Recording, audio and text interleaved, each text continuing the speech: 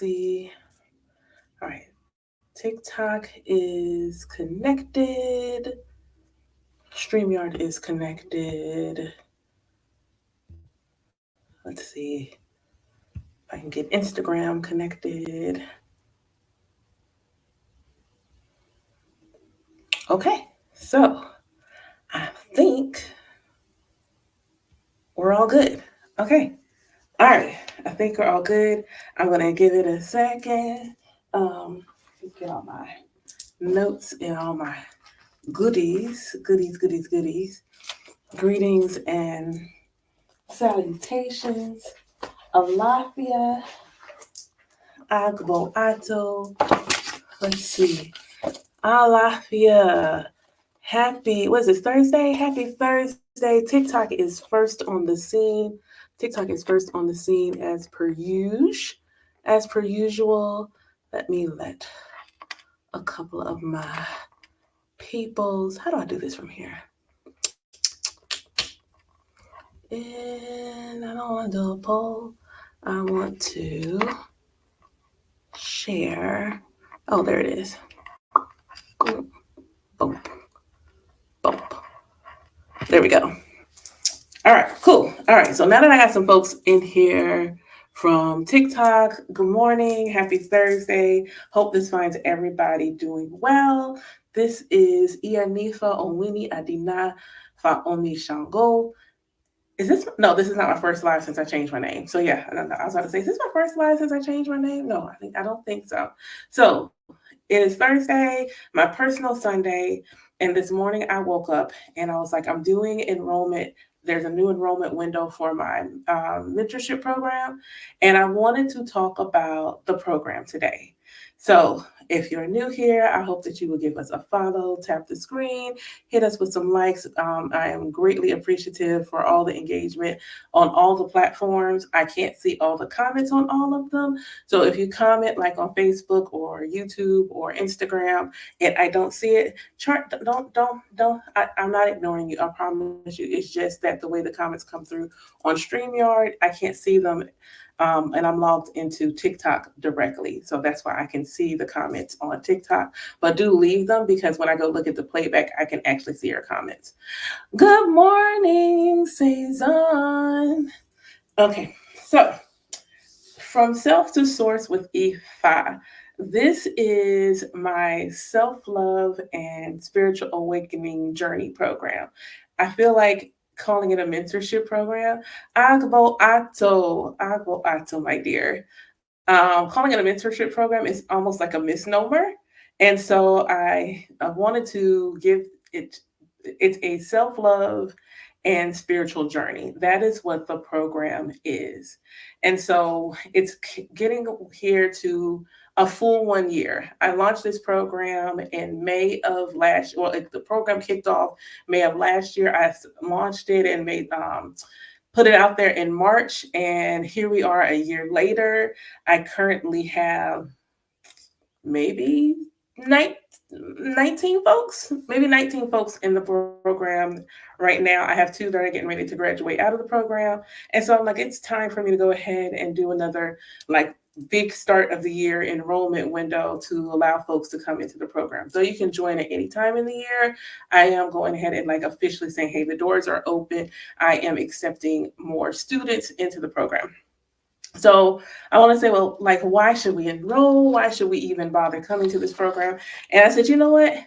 What if I asked Ifa?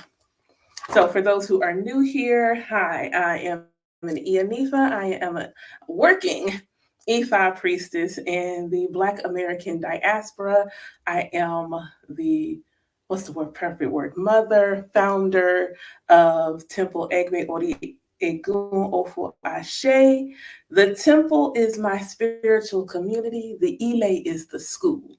So you can be a member of the temple and not necessarily be a part of the Ile itself.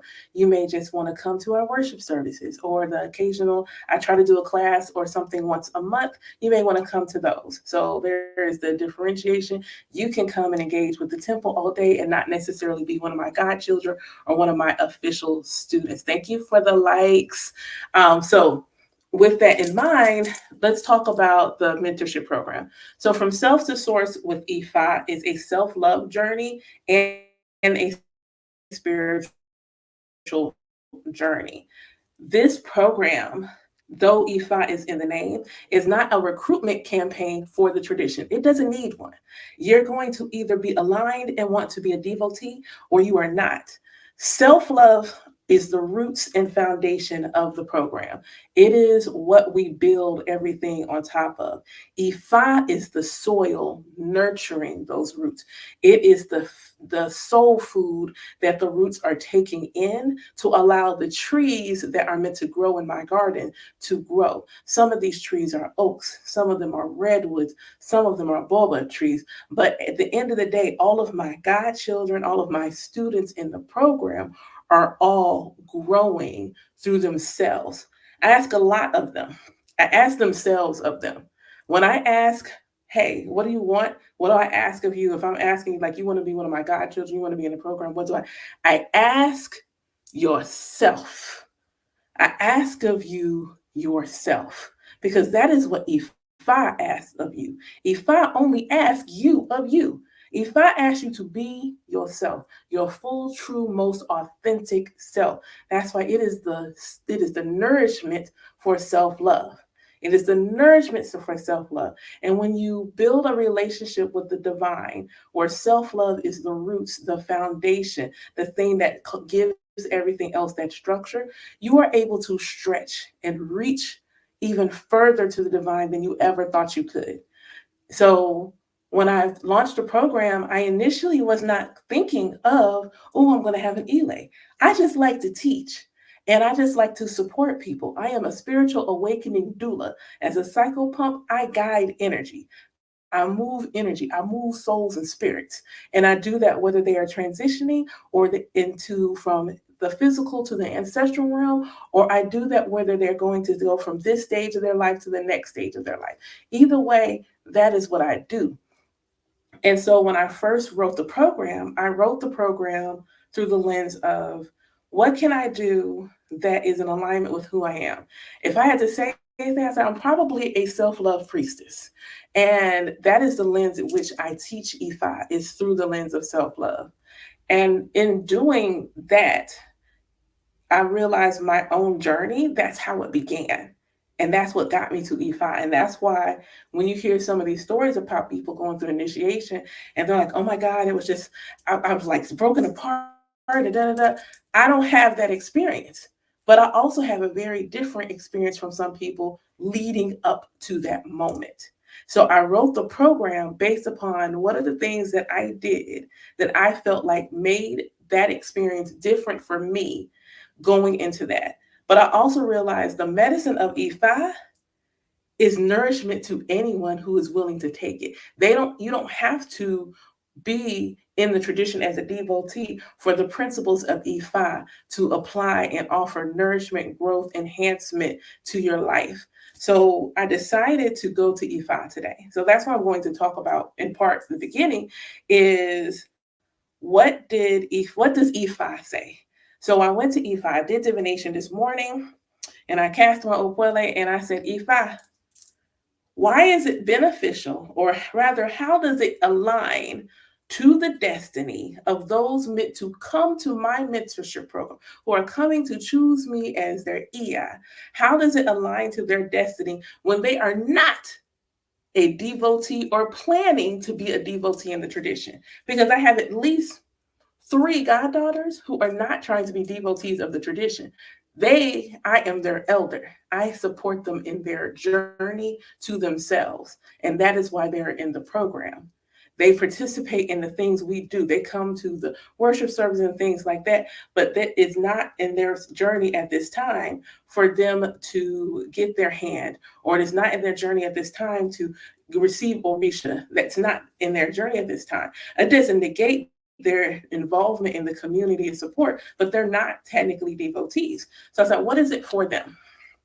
So if I reveal the holy Odu Eji Ogbe, Alafia Janelle.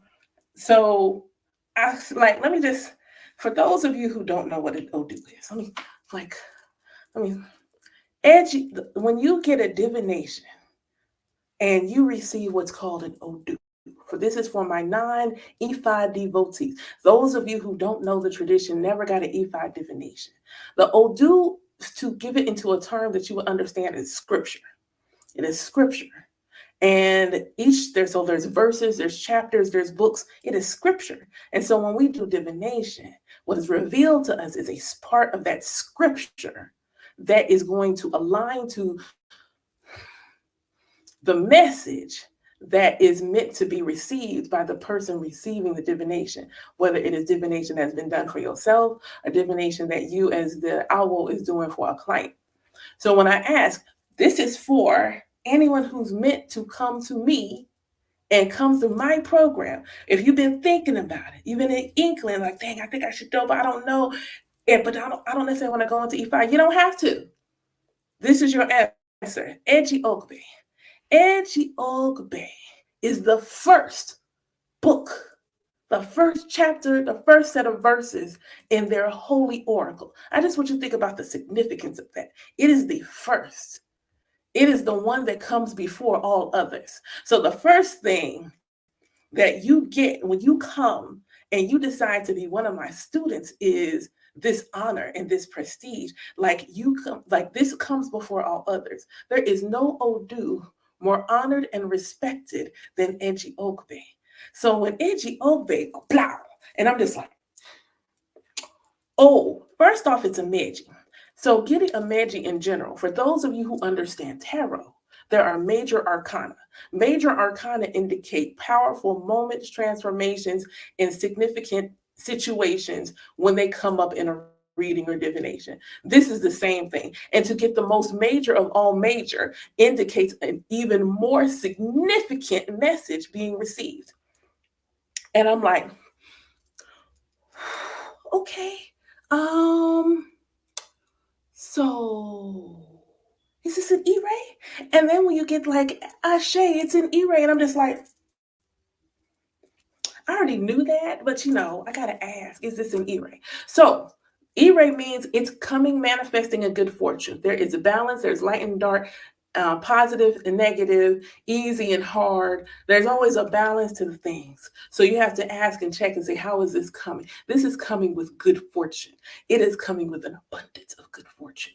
It's coming with honor. It's coming with prestige. Eji Ofe is an Odu that chooses leaders. This is not one where a person has chosen you. This is where spirit, this is where Olodumare is your Ori and your Orisha. Greetings and salutations has tapped you and said, hey, you're a leader. You're a leader. And I'm like, okay. Okay, so for anyone coming to my mentorship program who is not meant to be a devotee in the tradition, that's okay. You are meant to be a leader. You are meant to have honor. You are meant to have prestige. You are meant to have good fortune. When this Odu speaks about alignment with destiny, it means you are doing the right thing at the right time with the right people. So when you come to the program, regardless of whether you are going to receive an Orisha, a hand, or anything else, you are still in the right place. Thank you for the gifts. In the right place at the right time, doing the right thing with the right people. You're not in the wrong place simply because you don't want your hand. That's okay. That's okay. My goddaughters that don't need their hand, I have one. I only have two that live close to me. And so one of them is initiating, one of them is not. The one that is not, I reached out, I said, hey, your god sisters are coming for initiation to my house. Can you come help me get things set up? Absolutely, I'd be honored. She has elevated in her role. She has transformed her life. She is moving into a better situation. All of that simply from going through the program and just taking the advice from Ifa, from just simply embracing the wisdom of Ifa. The morning, you do not have to be a devotee to accept, embrace the wisdom of Ifa. This is an Odu that's associated with light and plenty. Let me say that again. It's associated with light, your illumination. How are you shining? How are you being brought out into the world? How are you allowing yourself to be seen? How are you shining in this world? Also, light in terms of not so heavy, not so dense, not so weighed down. So, light and then plenty. Well, we like plenty of good things. We like plenty of good things. So, we love the fact that this is manifesting in the form of bringing in good things. But even when bringing in good things, recognizing that there are going to be people disrupted by the fact that you are moving in this way. One of my goddaughters, I hadn't heard from her. And so I reached out. I was like, hey, I hadn't seen you and you haven't logged into your classes because my program is online and self-paced outside of the work we do together. And she let me know that she did the alignment ritual, which is part of the initiation. And in order to in order to be in my mentorship program officially as one of my guide kids, you can be in the program and opt to not be one of my guide kids. But if he's like, no, I want to like actually be in your elay, like be one of your godchildren, there is a 7-day ritual that you must do to help bring your Ori and your heart into alignment. And she did it.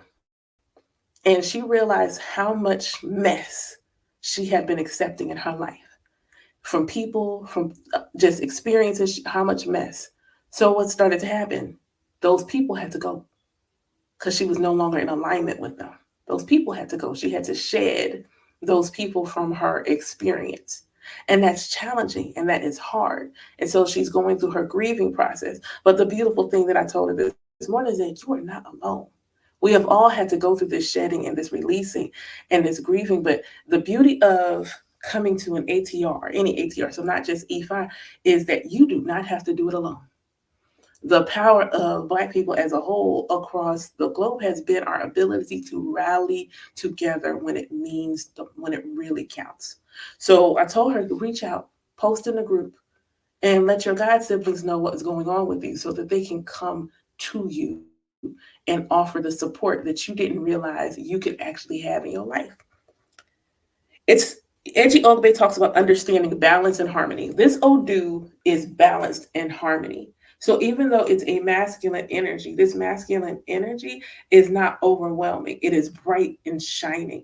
It is the way masculine energy was at the beginning of creation.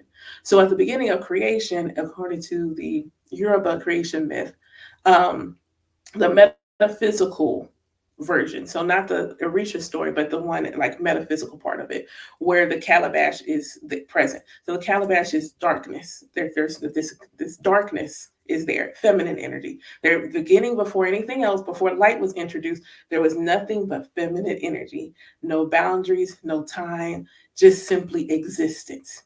Feminine energy. That is what feminine energy is. It is infinite possibilities being pulled in. It is calling in all these infinite possibilities. So now it's like we're going to make life. And so there's a calabash, a womb. The womb is a representation of the great sacred calabash. So the calabash opens up. Now there's birth. And when there's light, so white light, where black is the absorption of all the colors. That means we are taking in all the ideas. We are receiving the downloads, taking in the infinite possibilities. White light reflects all the colors. It is the expression of infinite possibilities. Both of them represent infinite possibilities. One is receiving, one is showing out and putting them out into the world.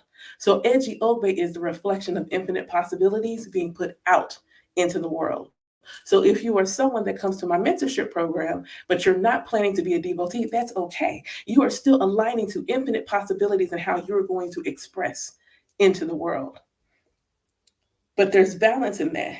Understanding doing things in moderation, not overworking. When I tell you that there's often times where in our Ita Dogun, it'll come up, be still, rest, chill out. Ifa doesn't want you to work hard. Oludumare doesn't want you to work hard. Your ancestors and your don't want you to work hard. So rest and work, rest, work, play, there needs to be a balance in life. So what they receive is balance and an understanding of what balance looks like for them and what harmony looks like for them. They understand that their balance and harmony may look different from somebody else's and how they cultivate that.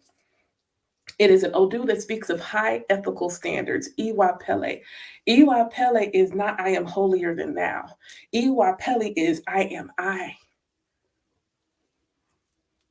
It's walking in God good and gentle character. Your character is who you are. It is walking as who you are in the most brightest part of your destiny. It is walking in that energy, the most aligned, favorite, joyful, peaceful version of yourself, and speaking your truth and living in your truth.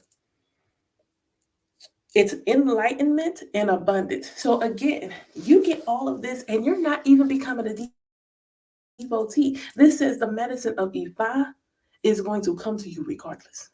The medicine of Ifa is going to come to you regardless. One of the Itans, one of the stories in Eji Obatala is getting divination. Well, who is Obatala getting divination from? Obatala is the Orisha of white light, white cloth. Um, in the masculine, Obatala is the father of the Orishas. So Obatala gets divination, and Obatala gets divination from two awo. One awo represents the feminine aspect of Olokun, and the other awo represents the feminine Osa, the lagoon, the ocean and the lagoon. This is water. This is feminine energy. So we have in the masculine Odu, in the masculine expression of Obatala, receiving divination from the feminine.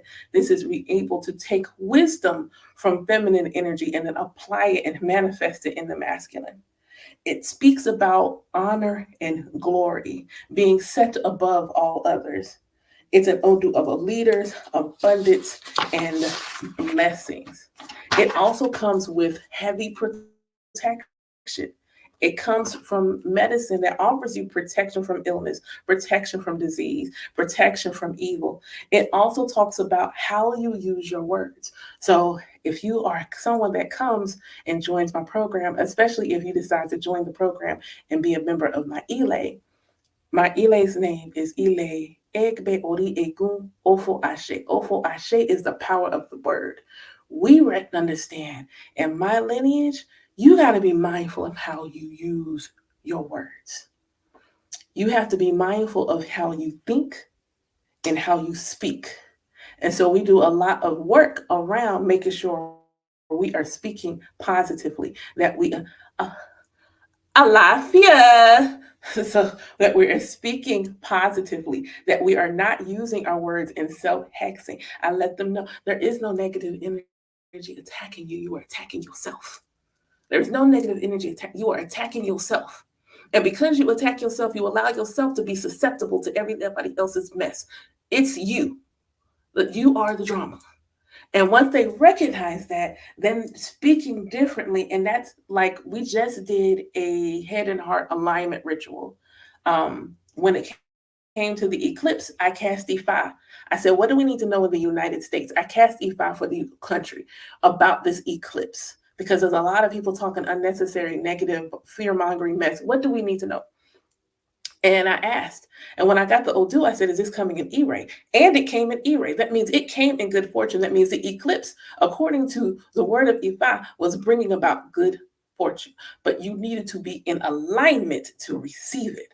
So I put out that come join us and do this head and heart alignment. And what did we do? The majority of the work outside the fasting and everything else is we talk to ourselves nice for 7 days. Morning and evening, we talked to ourselves nicely. That is the power of Ofo Ashi. We talk to ourselves nicely. And even by day 4, at least 3/4 of the group had already experienced a shift simply by changing the way they spoke to themselves. That's it. They changed the way they talked to themselves. They changed the way they talk to themselves. And then being able to do it in a group together, we were able to rally to each other and feed off of the positive energy that we were speaking unto each other. I can't wait to do it again. So that is what comes for those who join the mentorship program, but they're not meant to be a devotee. You're going to be in the mentorship program, but you're not meant to be a devotee. So what about people who are? You want to come from self to source with Ifa, and you're also looking to have a relationship with Ifa. You want to receive Orisha, or at bare minimum, you want to receive your hand of Ifa, because you can get your hand of Ifa and stop. You can get your hand of Ifa and stop right there. But let's say that you want to do that, you want to get Orisha, that these are things in alignment, because it's not simply, oh, I want to do this. Is, are you being intuitively led? Is your spirit leading you? Is your Ori leading you? Or you are trying to collect things like Pokemon cards? Because there is a difference. So when you are moving in accordance with what is being called and being told unto you by your spirit, by your Ori, then cool. This is, and you still could take the program. So then I asked, well, what does this look like for them? Ofun OD. When I seen that Ofun in that right leg, when that right leg said Ofun, I said, hoo. Well, all right. Ofun energy is one, heavy in the feminine. This is feminine energy. It's technically the first Odu. It's technically the first. But from a metaphysical standpoint, Ejiobe ends up coming first. So Ofun is the principle of your prayers being answered. And this is not just like prayers being answered. So when you go into O'Shea, it's like, I need a car. And O'Shea brings you a car. You're like, I want a Honda. Okay, O'Shea brings you the Honda. Ofun says, oh, I thought you said you want a Bentley. And all of a sudden you got a Bentley for the cost of a Honda. That's how Ofun manifests. This is like your wildest dreams coming true. So first we have Ofun. Ofun is in the leg of the masculine. This is what's happening in their physical reality. In their physical reality, their prayers begin to answer. Their prayers begin to manifest. When you come to the tradition and you come through my mentorship program, for those who are aligned, their prayers begin to start being answered. As they do the work, bit by bit, they begin to see their prayers manifest. Sometimes it takes a minute, sometimes it's in real time, but they see the manifestation of their prayers being answered. Even for them, the program itself is an answer to a quiet prayer. If you come to from my program, From Self to Source with Ifa, it says that you want a relationship with yourself. That's number one. It says you want a relationship with yourself, and you want it to be a healthy relationship. You are trying to align with who you are. You want to align with your destiny. You want to be in harmony with your Ori. You want to walk in your Iwa Pele. So that's the first thing it says, is you want to have a relationship with yourself. It also says you are deconstructing in some way, shape, form, or fashion, period. A lot of times when we talk about traditional religious or spiritual deconstruction, we often are talking about from Abrahamic religions, which is the case. But there's also a deconstruction in my Ile around the colonization of the Orishas and how Abrahamic traditions have seeped in so far away to where they have put the Orishas in boxes. And there is no box for the Orisha in my Ile. There is no box. There is no box. So when it comes to how we speak about the Orishas, how they speak to us, how they embrace us, a lot of times they will find that the way they hear Orisha talked about on social media and things, they don't resonate with it, because that is not how the Orishas manifest in my Ile. They manifest in part maybe about those things, but most times there is like this overwhelming, like, but you're also this. They are. They are, because they're divine energies. There is no box. They're divine energy. There's no box. They are archetypal energies that manifest, mold, elevate on their own. They're on their own journeys as well. So there is no box, which means the way their prayers are manifesting has no box. Then we had OD happening in the feminine. So we have double feminine energy. This goes to the principle that when you are aligned and balancing your feminine energy, it will inherently cause you to balance in the masculine. When you actually embrace what the feminine energy truly is, not what it means to be girly, but what it means to have feminine energy, because those two things are not the same. Then what happens is you inherently begin to balance in the masculine. When you balance your feminine, it will automatically trigger you to balance in the masculine, because your inspiration is going to trigger you to want to take action, to see it in your physical reality. So you got OD coming through. This is the energy of rebirth. You're having a rebirth of consciousness. So the answers to your prayers, the blessings that you are receiving, are bringing about a rebirth of consciousness. This is happening internally. This is happening in your spiritual self. So when Ifa says, if you are meant to come to my program, if this is meant for you, you're meant to come to Ifa and you need to do it through my Ile. What you receive is an answers to your prayers, blessings that lead to rebirth of consciousness. In this one, there is Etan. There's a story, and it talks about there were three that went to receive divination. And Orumila was one of them. Went to Ifa, cast divination, and like blessings are trying to come to your house. Luck is trying to come to your house. But you need to give a bow so they get to enter your house. Blessings and luck are trying to come to your house, so you need to give a bow to have it enter your house. Okay, cool. The only one that gives the offering is Orumila. So that's the only one that got it. That's the only one. And those who and his children. So understanding those that are following in Oromila's footsteps, who are doing the work, who are giving their offerings, shirt coming that says, this is how we do it. We give our epo. That's how we do it. We give our offering. And recognizing the offering is not always, we're not hitting you in the head, respectfully. There's no, you're not getting hit in the head. Oh, I got to do. No, no, that's not here. You don't do that. Like, it's rare that your actual, unless your EPO is to get a shrine, yeah, you're not getting a 3-digit EPO. That just not happening. So recognizing that you can give a little and receive so much more. You can give a little and receive so much more. What I think is amazing is that both Eji Ogbe and Ofun Odi speak about Egbe. Both of them speak about Egbe. And my temple is the home of Egbe. That is what was divined for my temple. Ifa says, your temple is the home of Egbe. And much like the Orisha, Egbe sometimes gets put in a box.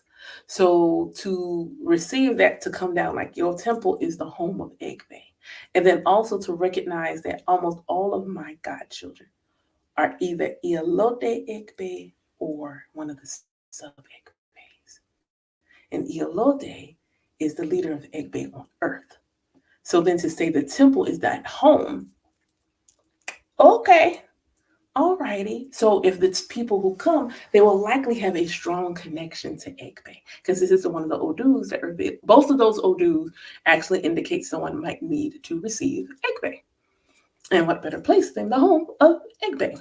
So I thought that was really dope. And the blessings of and like this is money, prestige, honor. Your human needs and wants are met.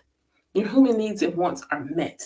And that's just a beautiful thing. And what I love seeing is how the journey for my current godchildren has unfolded. They get opportunities to truly, like, I challenge them to be themselves. Like, I challenge them, like, and I don't let them play small. Like, we do not play small here. Like, we would, like, you know the answer, say it. But you know the answer, say it. Just say it. Just say the answer. Say the thing. Say the thing. Your Ori is screaming at you to say the thing. Say the thing. We do a lot of Ori work, heavy on the Ori work, because from an traditional Ifa or Isheshe perspective, it's Olodumare Ori in that order. Olodumare Ori. So we do a lot of Ori work. Your Ori is your head. It's you, your consciousness. It's you. Your Ori is you. So when they say that, it's like it's God in you. Oh, okay. That's why self-love is the roots of my program. Self-love, the mantra on my website is self-love is an act of worship. When I received that late 2020 before I launched my Patreon, I was like, That seems so radical. And recognizing then, because I was just still learning, like, oh, if you and the Most High are one. You are not separate. You and the Most High are one. You are the Most High in a human vessel. Okay. So every time you love on this here, whether that love is learning about yourself, because the first form of of love is a curiosity about the thing. The movies that you love, you learn about actors, the characters, you have a knowledge about the thing.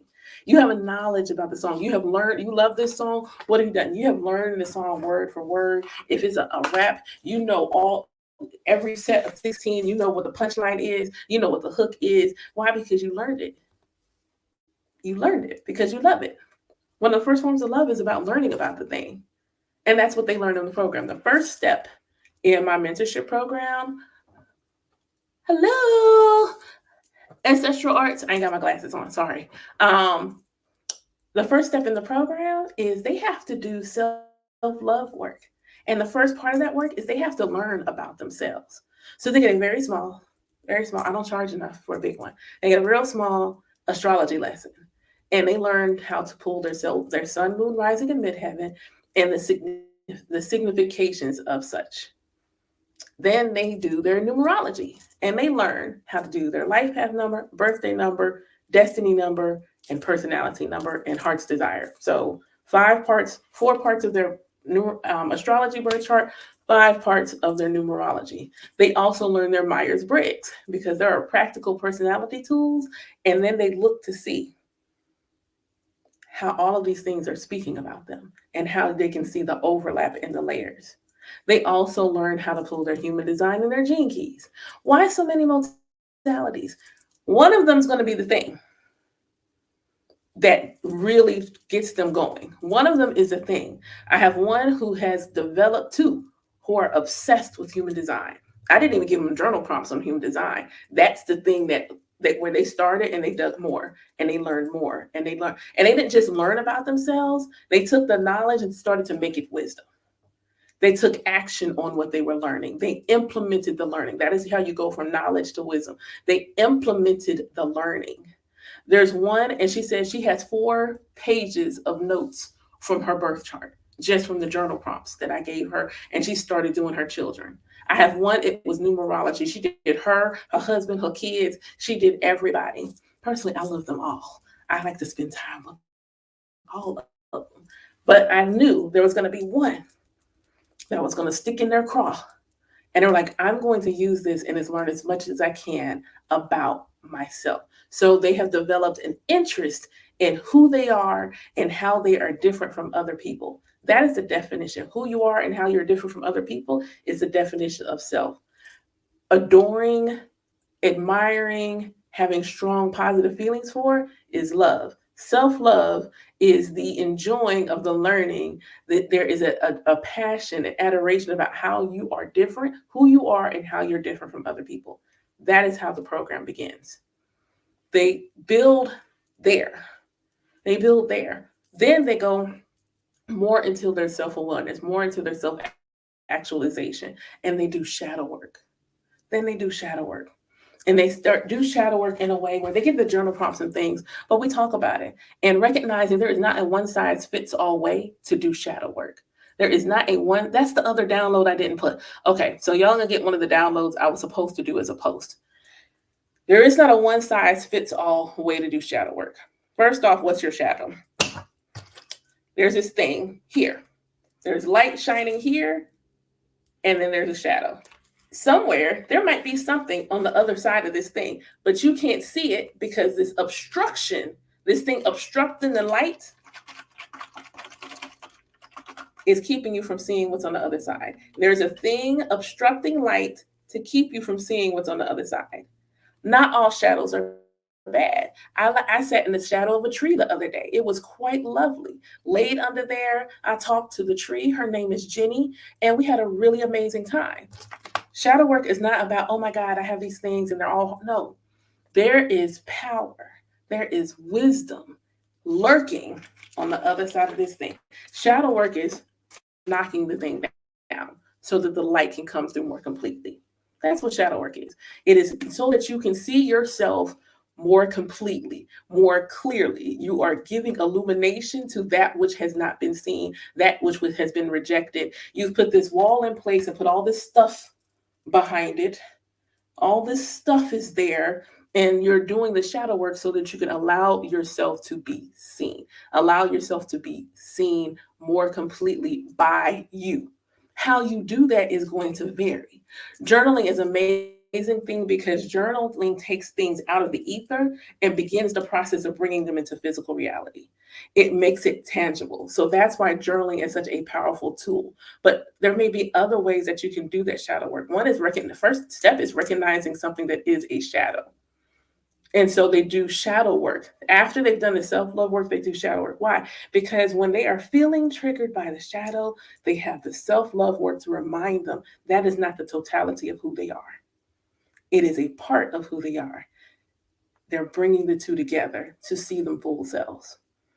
After that, they do a course where they define their core personal values, their personal mission, and their personal vision. I was listening to 7 Habits of Highly Effective People, and that actually inspired that course. So they learned how to intuit, not think, but intuitively feel what their core personal values are, what's their mission, and what's the vision. So they go through that part. So do a lot of part work, again, getting to know who they are. Notice I mentioned no Orishas. I ain't mentioned Ifa or anything. They get those things by chance because they're in an Ile. So they learn how to do prayer to their Ori every morning. Some want to do them in Yoruba. So they get that exposure anyway. So they learn how to do their prayers and to their Ori every morning because it's a requirement. They have to have a self love altar, and they sit at their self love altar because your Ori is yourself, it is your truest self, and do their Ori prayers. They come to Itadogun every 16 days and hear the wisdom of Ifa. They come to my Ijosin once a month and hear the wisdom of Ifa and rejoice in Orisha. They get that exposure anyway. The work is on them though. The work they do first is all about them. Then they look at the relationship with the Creator, because that relationship with the Creator is also what helps facilitate their relationship with their Ori. So they go digging into the relationship with their Ori, the relationship with the Creator, and learning how the voice of your intuition speaks in your physical body. So they go through that part first. I still ain't mentioned Ifa or Rishas, not even ancestors. They hadn't got to any of that yet. None of it. They haven't got to any of that yet. They are doing all this work for months on themselves because that's the most important part. It's the most important part of the tradition is your relationship with yourself. The most important part of the tradition is the relationship with yourself. The reason why some people say they go through a hard process when they go through initiation is because it is cracking you open. You are Orisha. So you have cracked open an energy that has only been trickling in up until this point. And now all of a sudden it's flooding into you. And it's flooding into you in an area that you haven't looked at. You haven't addressed this. The Orishas are all in your birth chart. They're all in there because they're all associated with planets or astrological signs. They're in your birth chart. And understanding where they show up actually helps you to understand how they show up in your life. So, understanding that, I have to get them through that place first. And that God class is important because that's where a lot of deconstruction work begins to happen. They change their relationship. They have to do an exercise where they write a letter to God. What does that relationship need to look like? And they go through that process and they feel what they need to feel. That class was so beautiful. There were so many tears because there was a shift beginning to happen in that relationship. Then they go to then they still don't go to the ancestors. Now we got to talk about your spiritual gifts, spiritual protection, and dreams. Why dreams? Because when we're asleep, we're not so busy that we can't hear spirit. So we talk about cultivating a dream practice. No, I don't teach them how to lucid dream. No, I don't teach them how to astral project. The most important thing that they need to learn is to cultivate a dream practice where they remember. Everything else will automatically happen, especially since my elay, so like my elay, the school, is womb holders and their kids. This is a birthright. We all astral project if you're a womb holder, whether you still have your womb or not. You always have an energetic womb. If you have a womb, used to have a womb, your birthright is you astral project. Period. So I'm not teaching that. No reason for me to. I teach them how to remember. I teach them how to journal. I teach them how to make a sleep space, among other things. Teach them how to go to the spiritual gym. Because, again, if you are someone who has latent psychic gifts and you haven't been doing work on embracing, honoring, recognizing how they manifest for you, and then you go to the mat and the orishas associated with your psychic gifts are no longer just whispering at you, but they're screaming at you, and no one has helped you to cultivate a relationship with your gift before that time, yeah, you might have a hard time. You might have a rough go of it. You might have a rough go of it. So instead of putting them in that position, I put them in a position to have a peaceful relationship. And even if they're not going to receive Orisha, being God's siblings with those who are, and somebody gonna speak to you. He gonna hear a whisper somebody. So they all go to the spiritual gym, even the ones who don't think they're mediums. My Elay is full of oracles. They all are. That's who's drawn to me because I'm one. I have some mediums too, but most of them are oracles. And yes, there is a difference between a medium and an oracle. Most of them are oracles.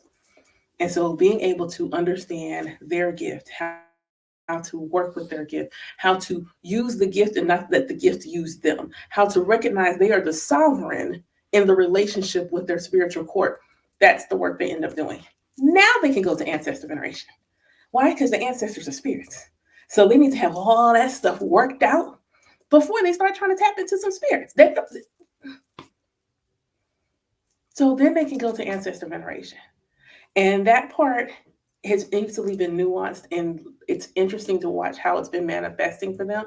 Some are go all in, some it has been slow going. They had some rocks and debris in their ancestral garden that they needed to clear out so that the seeds can be planted and flowers can begin to bloom in their life. And that is okay. But recognizing that grandma and them that you knew in life that were praying for you, making sure that you were good, they still are. They still are. It's just that now that they are in the ancestral realm, instead of wondering, oh my God, did God hear my prayer? Hoping, wishing, praying, they just go knock on the door. Hey, Olamide, look, my grandbaby Jessica, she's going through something right now, and she left me some pie.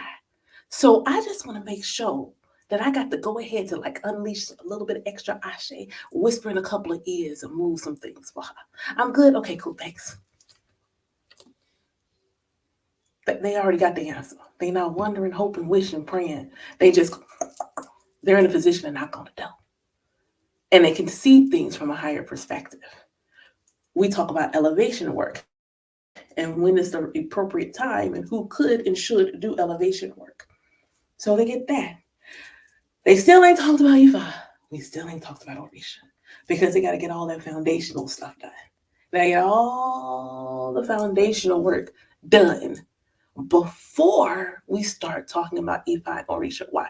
Because I am not giving them a spiritual practice. I am exposing them to a religion and a tradition that lives and breathes. They get bones from me. They give it flesh, blood, and life. They get from me the bones, which is what the tradition looks like, and how it was passed down to me, how it may have even been passed down to others. And then I'm like, now let spirit speak. and see what it looks like for you. When we're in community, it's one thing. But when you're at home by yourself, oh, this is when it needs to like let it breathe. Let it breathe. And I love the way when we come together and we talk about all the different nuances. Issue, for example. I would dare say it's taboo in my elay and in my temple to refer to issue as a trickster. We don't do that here. We do not do that. Accountable for our misdeeds because you are Orisha. So while you sitting there calling issue a trickster, recognizing that issue is sitting right here in your being, is he tricking you or do you lack discernment? Is he tricking you or do you lack discernment? Did you not listen to your Iwaju when we was telling you to open that door over there? All issue is doing is holding the keys. All he is all he's doing is holding the keys. He's holding the keys.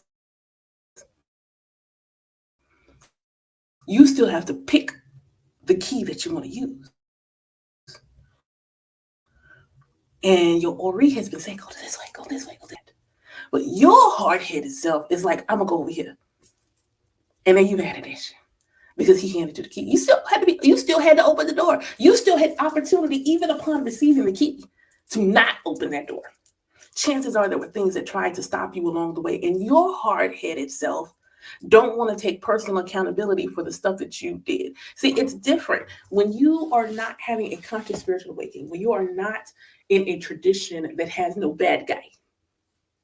When you go to a tradition that has no bad guy, there is no bad guy in ATRs. There is no bad guy other than maybe the humans, but there is no bad guy. There's a bad guy. And like truthfully speaking, there's a bad guy in only one Abrahamic tradition. Only one of them actually has the bad guy. The other two don't. That's not actually a part of those religious practices. It's only in one that has a bad guy. So either way, you either going to hold yourself accountable, or you might want to just go back to the Abrahamic tradition you came from if you need a bad guy. Because in this screenplay, you're the bad guy. You're the good guy and the bad guy for yourself. Which one you want to be? Which one do you want to be? So recognizing coming to the E5 portion of the class is like we look to see how the principles of E5 show up in our life. And this is where the non-devotees really get to understand why they needed a program that included E5. E5 is the nourishment. Self-love is the roots in the soil of E5. Self-love is the roots in the soil of Ifa. Ifa is the nourishment feeding those roots soul food that are nourishing to you the tree growing from those roots. Your spiritual practice growing from those roots. Your relationship with the divine growing from those roots. Whether you choose to be an oak, a redwood, or a baobab tree, you, the tree, the roots, self-love, the soil, Ifa. Doesn't matter if you're going to be a devotee or not. Doesn't matter. So then they go listen to the principles of Ifa. You shouldn't hurt others. Who don't agree with that? There isn't a religion on this planet that disagrees with that. Okay, cool. Hold women sacred. That might be new for some folks from an Abrahamic perspective. But considering that my Ile is womb holders and their kids, I can't see them having a problem with that either, whether they're a devotee or not. The medicine is the medicine. And so when Ifa comes through and says, Eji Ogbe for non-devotees and Ofun Odi for devotees, the only thing I can say is Ashe. It lets me know that I am, as the physician, your Ianifa, if you're in Isheje, or other traditions that have Ianifas, because they don't all have an Ianifa. Your Ianifa, your Babalawo, is the physician administering the medicine of Ifa. So it says that I am a good physician. I am good at what I do. I know how to pull because I can see into your shadows. I am a Scorpio dominant. I'm an Aquarius in the 8th house, Scorpio dominant. I can see who you are. I can see past all the little obstacles creating your shadows. I can see you. So in the mentorship program, I'm pulling you out.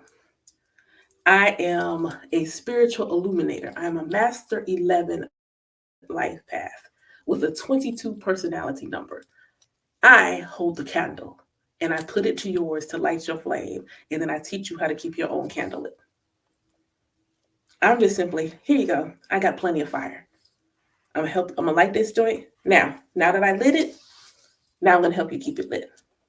And the ones who do the work, who truly do it, like they're not going through the motions, they actually are doing their work. The coursework is self-paced. It's online. It's 2024. My program is online, self-paced. They go through, they do their assignments. We meet once a month and we talk, okay, here's where you are. Let's talk about it. What did you learn? What did you get from it?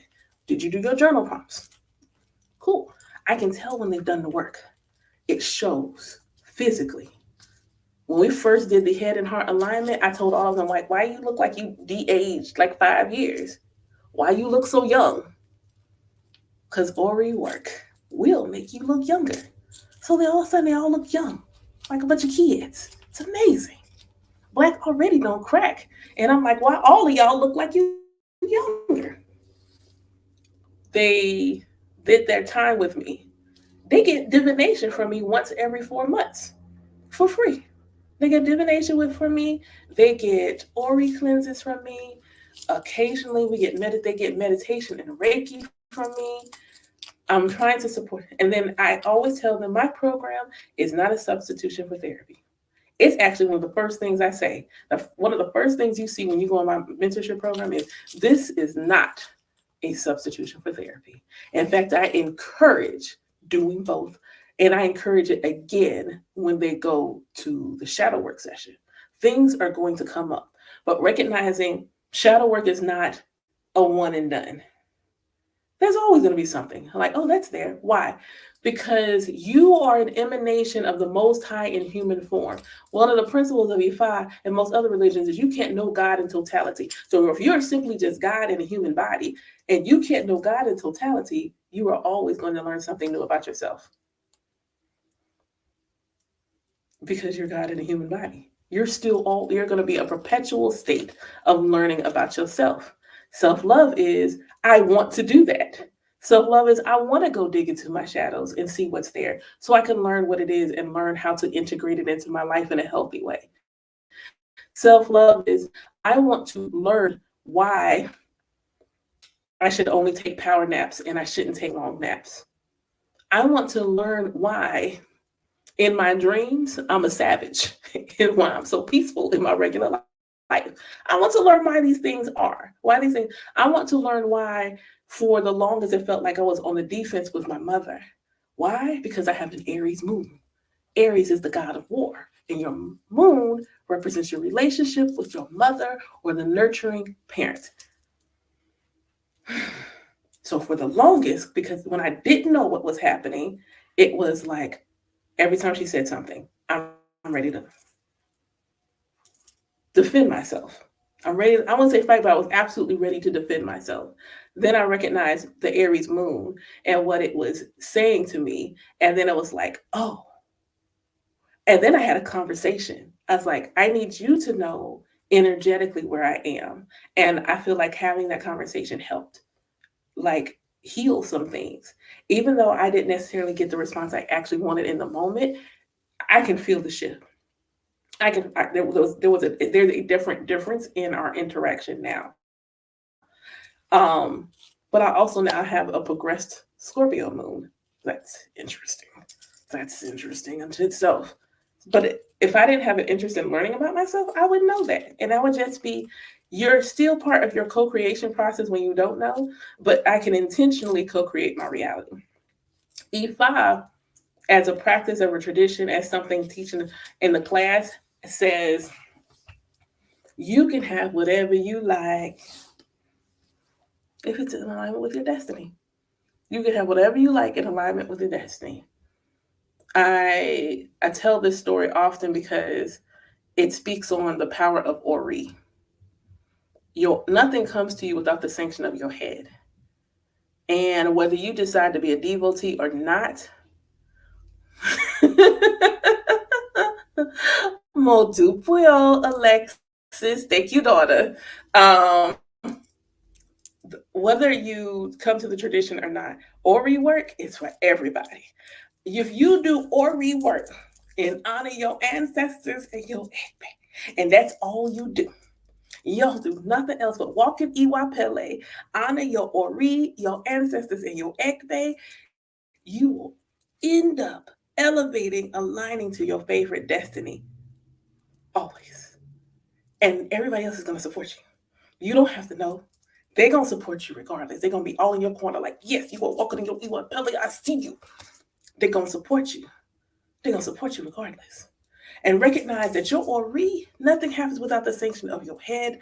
And recognizing that when you do the work, it is absolutely possible for that E-ray to come in real time. But you also have to be specific in your ask. This goes back to Ofo Ashe, and why Ofo Ashe is a nod to the Ile I was born in, but it's also because the power of the word is so important. I needed bills paid. I got laid off in 2022. Ifa says Ifa is your career. You, being a full time Ianifa is what you do. So I'm still growing that to a place where it is where it was when um, I was laid off from my job. So earlier this year, I was like in a panic. I didn't want to have to ask for, I really wanted to get to a place where I was asking for less money of help from my family. And so I went to my Ori. Here's where having a dream practice comes into play. That morning, I woke up from a dream. And in the dream, I was trying to cook shrimp. I don't eat shrimp. But in the dream, I'm trying to cook shrimp and fail miserably. So the person with me takes over, prepares the shrimp, and then I go give it to this black lady. I never see her face. She's got locks in her hair. That's what I remember. Black lady with locks. I give her the shrimp. And I wake up. So I'm like, okay. Now, shrimp is specific because shrimp is specifically for your Ori. That is an elbow given to your Ori if it comes up in divination. There you go. You learned a thing. So, sitting there that day, kind of freaking out. What am I going to do? So, when you need money, you inquire of your head. You go to your Ori. So, I did that. I was like, Ori, I need 2 G's in about 30 hours. No rush. But I need 2 G's in 30 hours. And I'm open to receive it in the way that it needs to manifest. Okay. Is there an emblem? Yes. And then I like, is it shrimp? Yep. Okay. So I'm considering cooking, and then I realize I remember the dream. Do I buy the shrimp already cooked? Yep. Okay. So I go to the um uh I go to my Captain D's. Oh, hold on.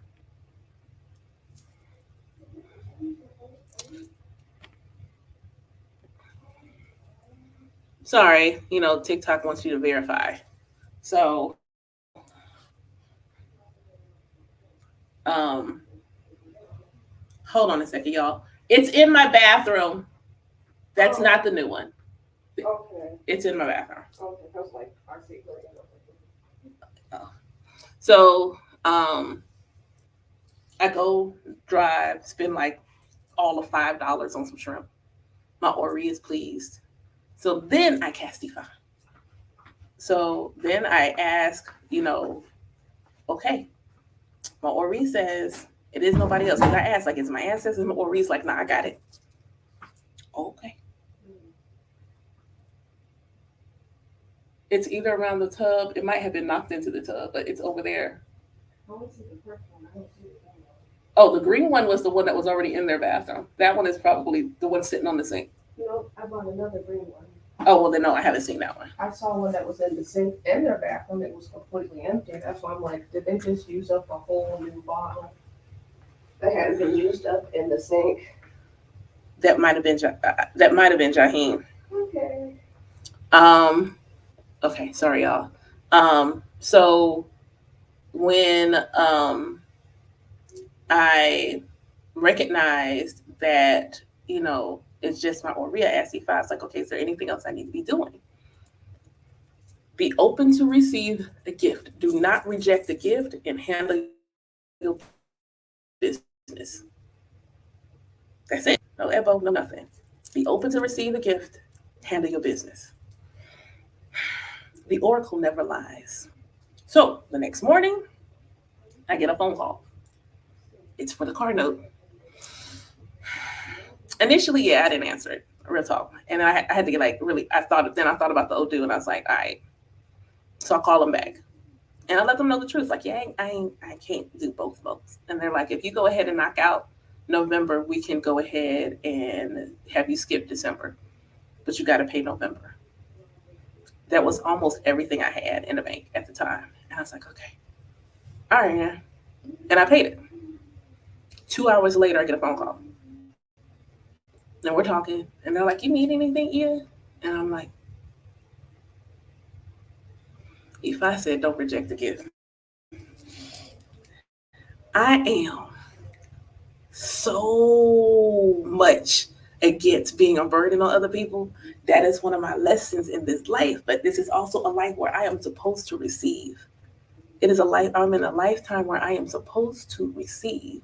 I have not received in so many past lives that this is a lifetime I am supposed to receive. So I'm like, yeah. And so they ask me what I need. They send me something. And then they're like, it's more than that, isn't it? Mm, look, I'm so glad I wasn't on video because the discomfort faces that I was making, and so they sent me the rest of it. I cried like a baby, and because also my family member went ahead and gave me the other part of the money, over 2K in less than 24 hours. That is the power of your Ori. That is the power of your Ofo Ashe. But you can't believe and you can't have faith. You got to know there is a difference. Beliefs can be changed. Beliefs can be changed. Faith can be shaken. A knowing is a knowing. Period. You have to know that your Ori is king, queen, emperor, the empress on earth for you. That is your primary divine energy. It is the God spark in you. There is nothing that your Ori cannot help you do. But if you don't have the relationship with your Ori, it makes it challenging. And if someone's saying, well, there is no head Orisha in my lineage. There's no such thing. It is your Ori, period. And if there needs to be help from Orisha, your Ori will tell you who it's supposed to be. It's you. Your Ori is you. If I had not went ahead and just imagine you are a single mother of two children and you got X amount of dollars in the bank and 3/4 of it you need to pay your car note. But your spiritual court tells you, I will provide for you, but you got to get this thing out of your way. And paying the thing was less about paying the thing and more about me knowing that if I paid it, the money would come back to me tenfold. That's what it was for. It wasn't simply about me paying the bill. It was about me removing the energy of lack. It was about me saying, I lack nothing, and that I will always, always, always, always, always, always, always be provided for. I will always be provided for. Irosu Meiji comes up for me often, and that Odu, one of the first itans in the Odu says, your career is Ifa. So anytime I'm in one of those spaces, because I'm human, so sometimes I get in one of those spaces like, are you sure I shouldn't get a second job? No. And then I get it, Sumeji, and it's like, okay, alrighty then. All right. But you also have to say what you need. So yesterday I was thinking about how much money I spent on McDonald's. I told my kids, you can handle McDonald's today. I'm sorry. You can handle McDonald's today. And I have two kids on the spectrum.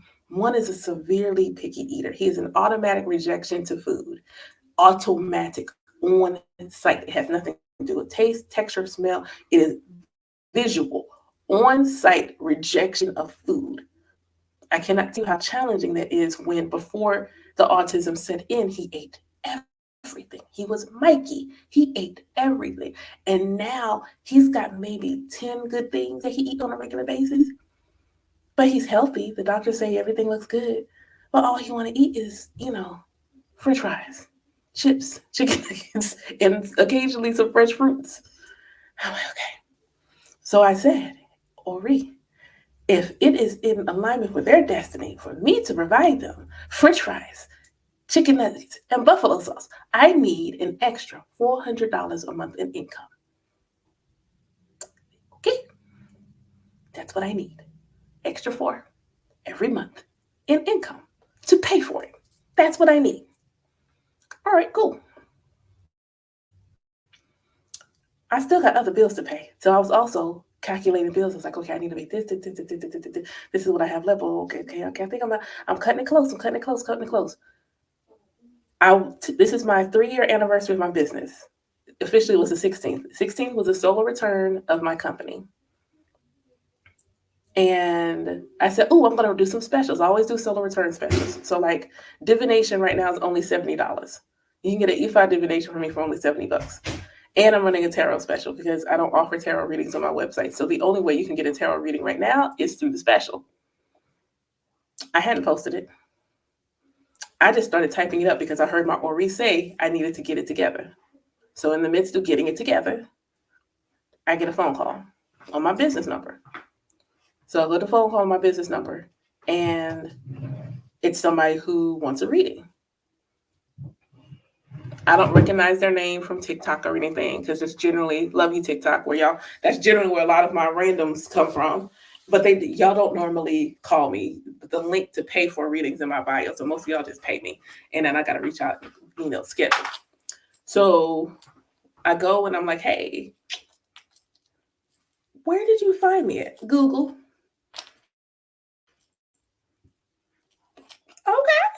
Okay. Alrighty then. So I do his divination. It's for his business. His business needs hand of Ifa, not him. He needs it for his company. He needs it for his business. He needs a couple of other things. So I tell him what everything's going to cost. He pays for it all in one shot. Immediately, while we were still talking on Zoom. I need to cook for the ancestors because that was a surprise. That was some Ofun energy. That was a surprise. Paid for everything. The only thing he didn't pay is I got to write him a mini class.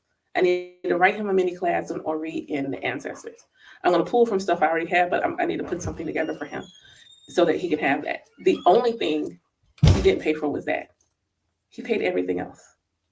He'll be coming by today, get his Ori cleansed. Like he paid for everything else. And I'm just like, oh, so y'all was listening. Y'all was listening. Oh, okay. I got you. I see you. Act on the intuitive nudge in real time. But if you don't know what your intuitive nudges sound like, how you gonna listen? So that's what my class teaches them, how to hear what their intuitive nudge sounds, feels like, because your intuitive nudge has a physical sensation. So while these other spiritual gurus are talking about, the human body is, it's weighing you down, your body's weighing you down. Your Ipanri, your higher self, chose a temple on earth, and that is your physical body. Let me say that again because I feel like someone needed that. Your physical body is the temple of your higher self on earth. So, those people who do say your body is a temple, it is. Literally, it is the temple for your higher self on earth. Your higher self is your true self. Your higher self that is the part of you that remembers it's God. So the aspect of you that remembers it's God chose your body, but you don't want to listen to it. 3/4 of your intuition comes through your body. It comes through as a physical sensation before the clairaudience, before the clairvoyance, before the claircognizance, before the clairsentience, even though that might be a little clairsentience, before any of your psychic other senses come, your physical body gets something. It could be a headache. Now, every time my head hurt, I'll be like, hey, is this medicinal or spiritual? Which one is it? Are you talking or do I need to take an aspirin? I just want to know which way I need to be moving. You might be butterflies in your belly. It might be an itching in your palm. It might be a tingle in your finger. But it'll be such a subtle, you can't replicate the sensation. But we be so busy sometimes we don't listen. So they have a class where they are learned to listen so that then when the sensation happens, they recognize it immediately. Mine is something that my inner child would have picked. And so when it happens, I'm like, hey, what are we saying yes to? What is that? They learn signs versus symbols versus synchronicities. When they go to the spiritual gym, they learn the difference. What's a sign? What's a symbol? And what is a synchronicity? So a couple of those things can go together, but inherently they are all something different. So they learn that so that they're not wandering around looking, Alafia sis. They're not looking around trying to see, is this a sign? Is this they learn like you have to understand what a sign is and understand what a symbol is. And then what are your signs? You might be glimpsing somebody else's sign because you got clairvoyance so you can see everything. Is it your sign? Is that your symbol? How do you know? You tell your spiritual court. So they learn how to do that. So yeah, that is. Oh, I did that good time. So I am.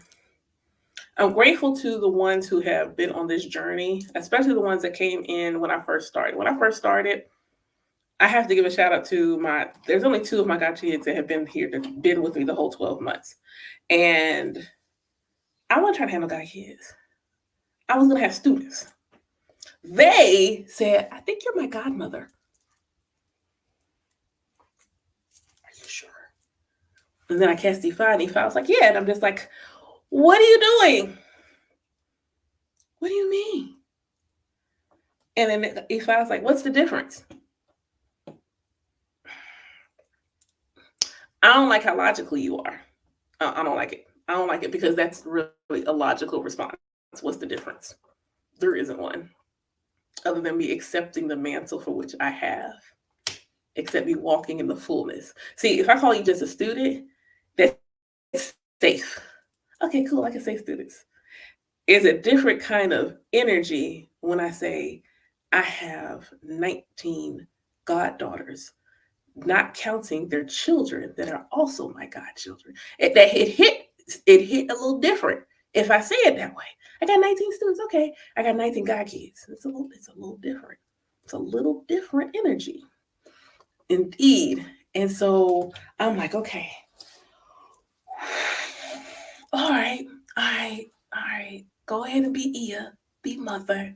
Okay. All right. But I'm grateful to them. We have grown so much together. I have, I mess with like I appreciate y'all being the guinea pigs. I appreciate y'all so much.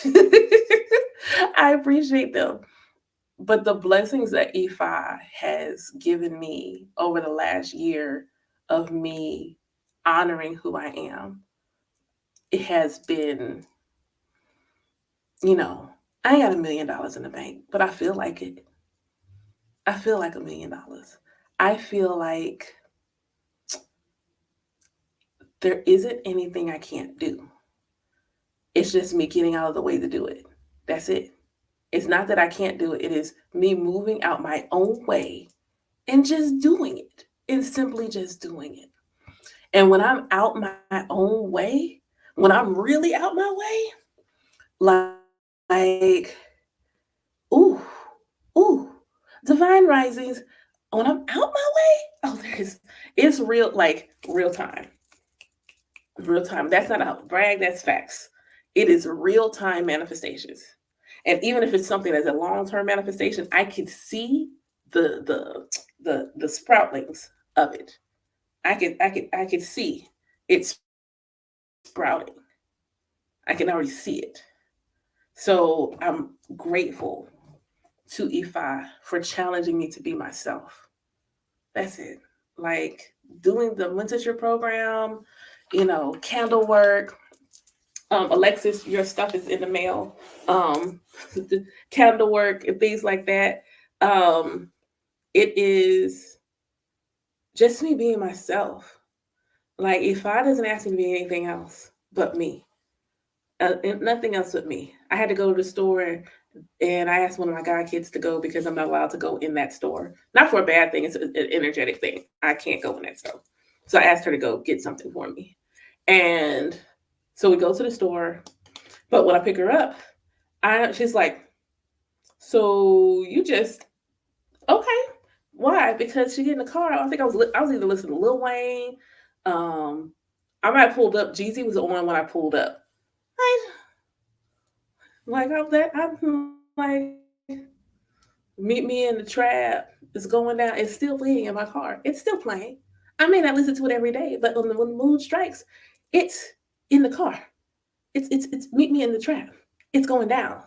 It was bands make her dance, and it's my birthday. It's my birthday. When I die, bury me up in the Gucci store.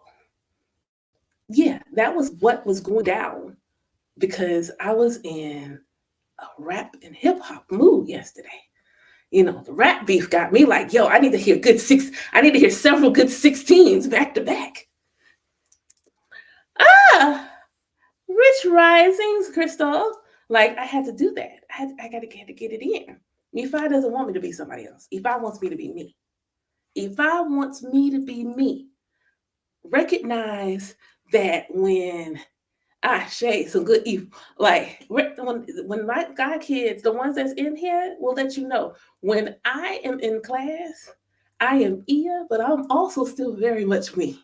I am Ia, and I am still very, very much me. And that allows for an authenticity and a truth to how I teach. I don't tell anyone that I have a Nigerian Ile. We may be Isheshe, but we're not Nigerian. We practice our Oriki and Yoruba, but I am still Black American. I am a Black American woman. That is who leads this spiritual house. And recognizing this is who leads this spiritual temple. Recognizing that there are going to be things that are nuanced for us based upon the fact I am a Black American woman.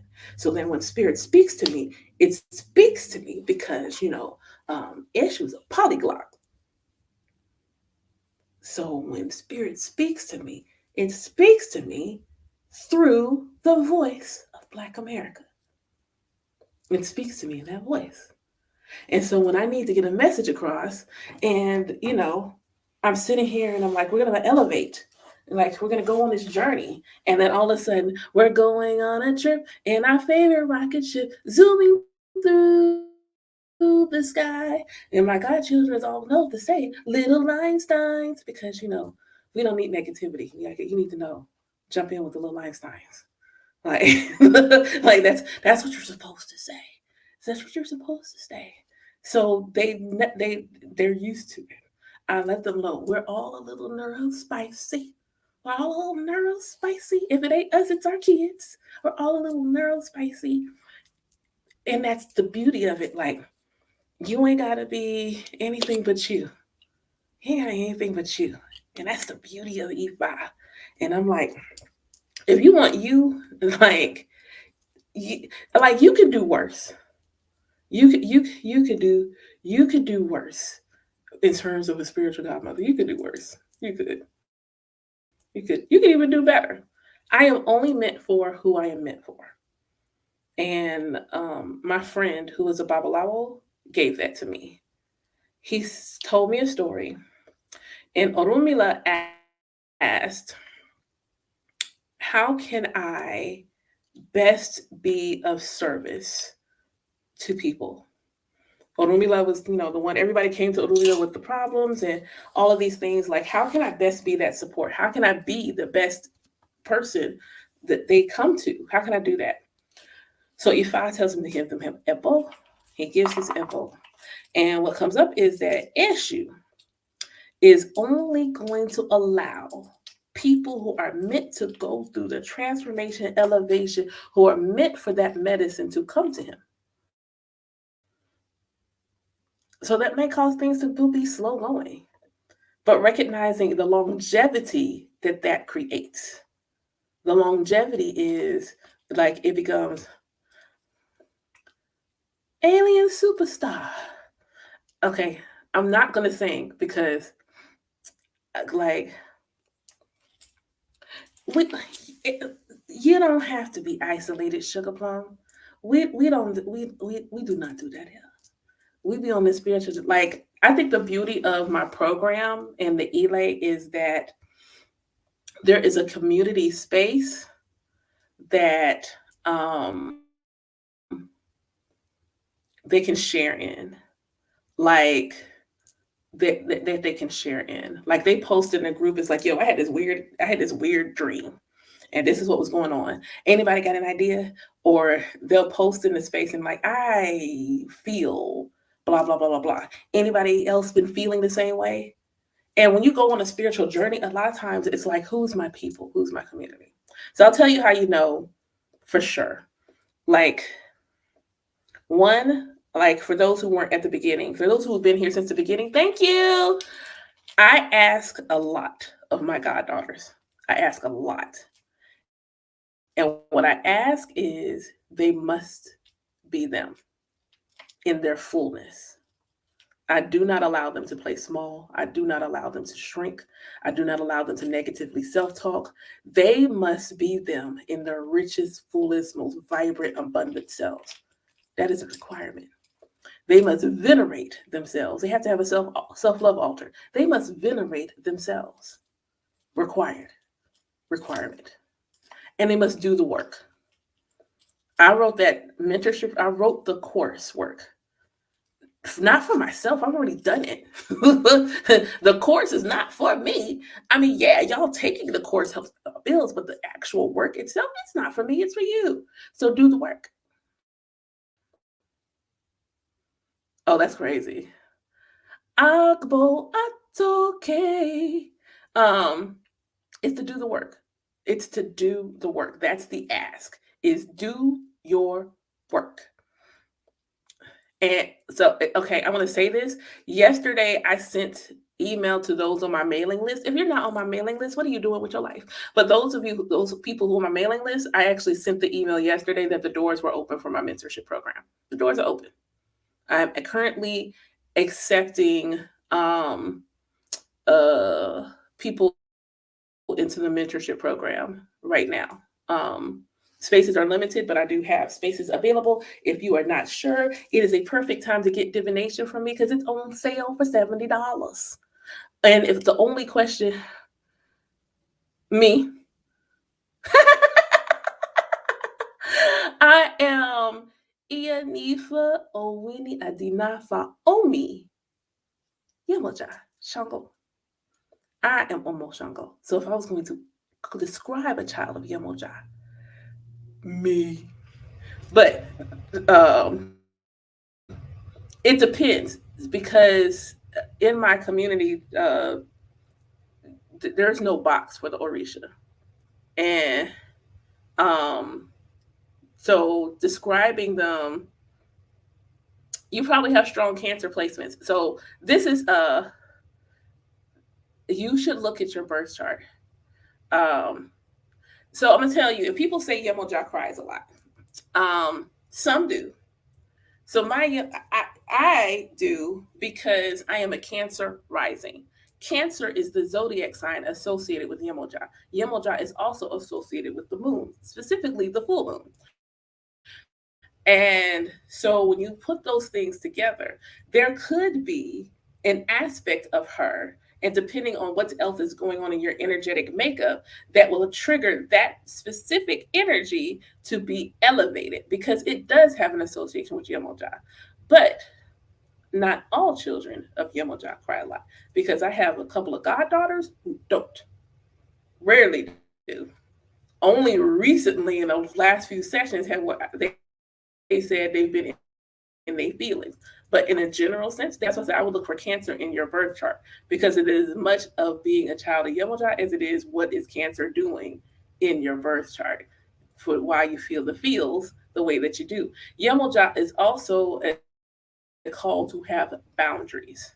So where people talk about boundaries, Yemoja comes through and says you need to reinforce your boundaries, which is what the sign of Cancer says. You need to reinforce your boundaries because Cancer is not just clairsentient. Cancer is an empath.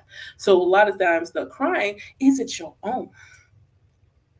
Are you feeling your feels or are you feeling everybody else's feels? And because you're feeling everybody else's feels, it keeps you in a state, an emotional state where you have to release the water.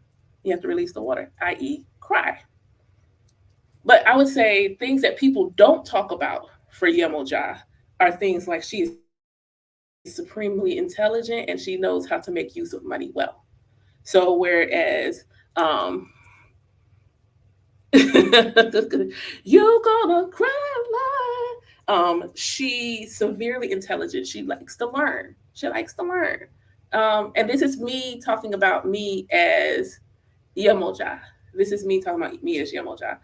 Um, is like she likes to learn. She's very nurturing, very caring, but she's also will pull you down to the bottom of the ocean if you F around and find out. Balance. For me, my Yemoja, she comes with Ogun and Oya. So my manifestation of Yemoja is interesting. It's interesting. It's like, yay, I want to hug you. I want to have lots of babies. But there's also this machete that looks really amazing that I want. That is my Yemoja. That's my Yemoja. Like so balance, balance, balance. But if you're someone you feel like my mentorship program is for you, um, there's at least one person in the comment section who can like say what the mentorship program has or has not done for them. But I would say you have to be ready to learn yourself in complete, like really like strip yourself bare of what you thought you knew and allow yourself to like really see who you are. We in terms of how you want to learn and how you want to be supported, recognizing that, you know, yes, the coursework is self-paced because I also attract a lot of people who are Gen X. So we all work. Um, so it's self-paced, but you do get time with me. You get one-on-one session with me. You get a divination once every 4 months. You can get a free Ori cleanse once every 2 months. Um, we have a Oracle training class that we do once a month. We meet with the Iyami once a month, um, and then we meet as a group every 2 weeks. Um, Obatala. So it's interesting. Like if so, this is what I want to say to this. E From an Isheshe perspective, I don't think you can look at the kids in that way. I think that's more of a Lukumi Santeria thing. Um, I think looking for the traits of the Orisha because you are Orisha, period. From a traditional E5 perspective, you are Orisha, period. Like, for me, it's like, who are you a child of? Who have I received initiation or who am I a child of? Because those are two very different questions. Because if you ask me, who am I Omo? That's a list of at least 10 Orishas. Well, Santeria is just another form of E5. Like, recognize, like, I want to make sure I say that, especially if there's any um, that, like,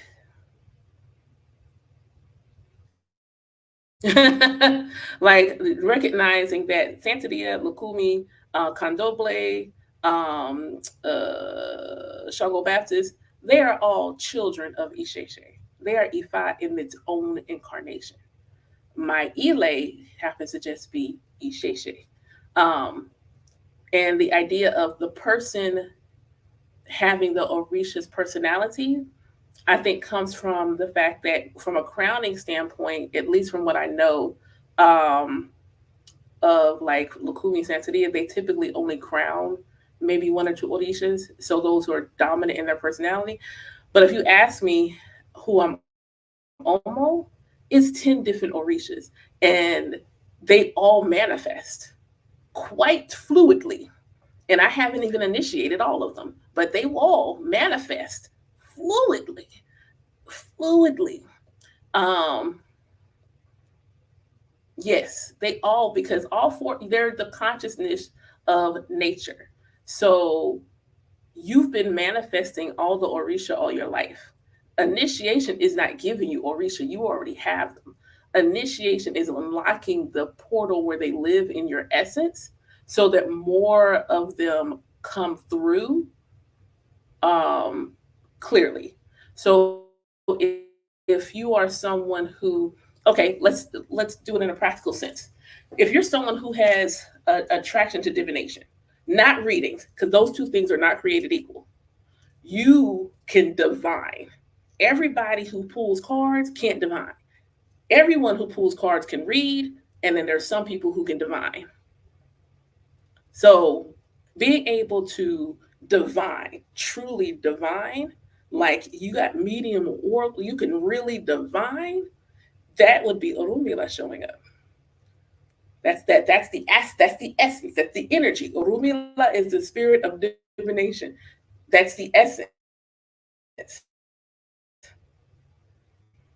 If you are able to, if one of those moments where you are, the example I used early this morning, you're trying to get out of your driveway, but your trash can is in the way.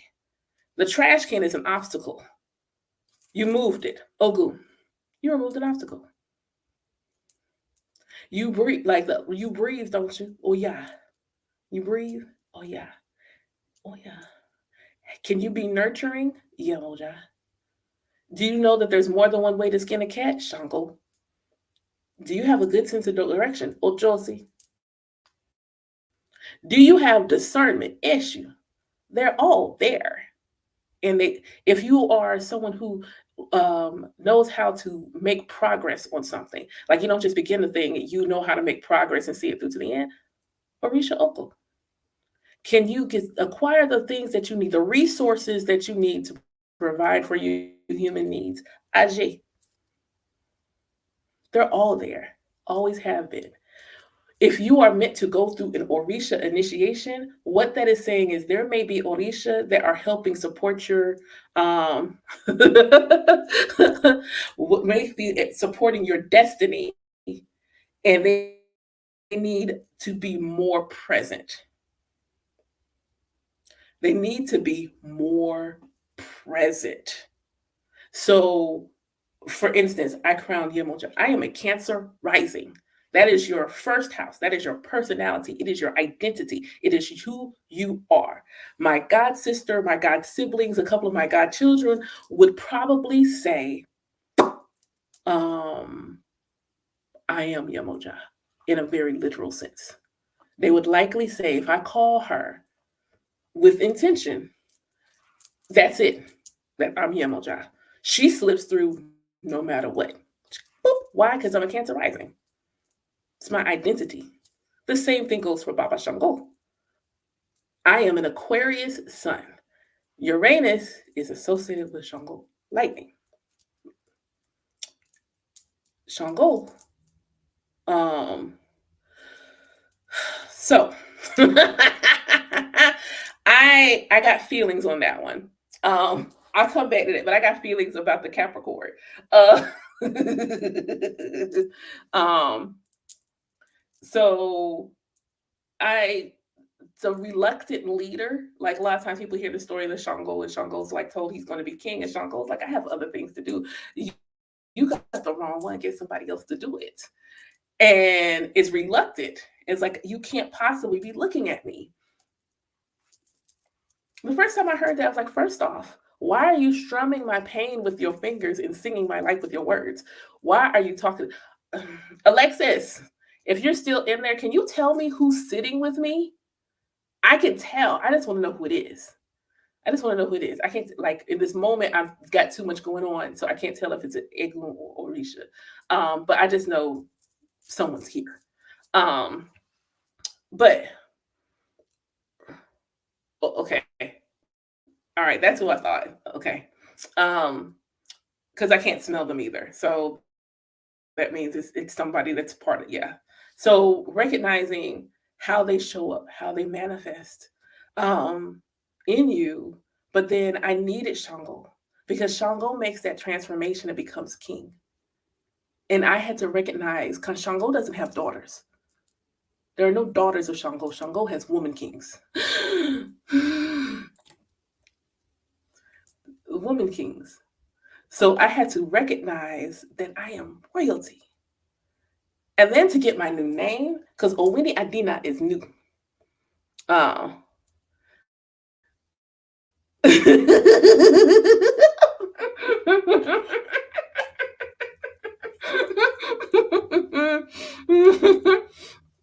like, and he's so loving and he's so gentle. Like, I love it.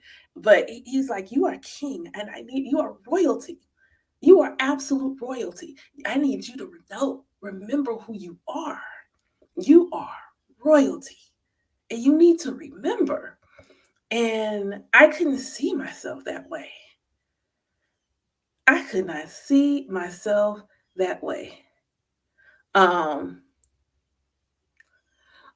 oh, that might be how he doesn't shout at me. That's the other thing. Again, we have to get the Orishas out the box. Like in my Ile, there are no boxes for the Orisha. They all manifest in the way they manifest. And Shango is gentle. He's Papa or Baba. Or sometimes like um he's like the young uncle. Yes, so smooth like silk, so smooth and so gentle. It's so like he don't come through any other way unless he's protecting me. He's not. He's smooth. He's just so smooth, so gentle, so loving and so nurturing. He like family. Like I always say, oh, I recognize Shango is Odisha, but Shango is Odisha up top and Egun on the bottom, and he feels like family, like we blood related. That's how he feels for me. Um, whereas it depends on um, who knows. She might be, she might not be. She might just have a shrine. She might be a devotee. I think it's easy for people to see Oshun because they have one sided, given her one note when she's an orchestra. Oshun is a whole orchestra. It's easy to see. Abo Shishe Agbo Ato, what an element. Um, it's easy to see her in there. Um, that's probably, that could be true.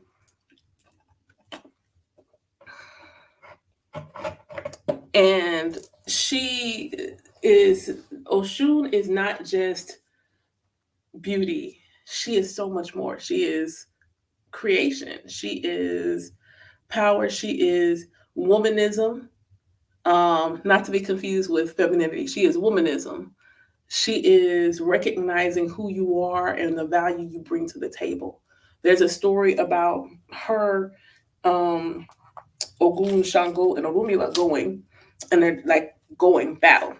They're going all these battles. They're winning all these battles. They're traveling and doing all of these battles. And so because they're winning so much, they're like, Oshun, you can go ahead and sit this next one out. Like, we're already undefeated. We're gonna sit this next one out.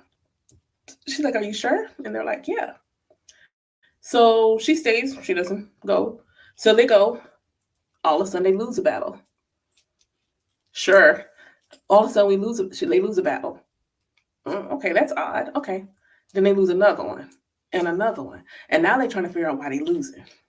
So Orumila does what Orumila does, and he goes and consults Ifa. Like, we've been winning all this time, and all of a sudden we're losing. And Ifa's like, yo, where's Oshun?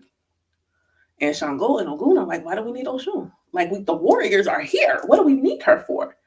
Because Oshun is a brilliant strategist.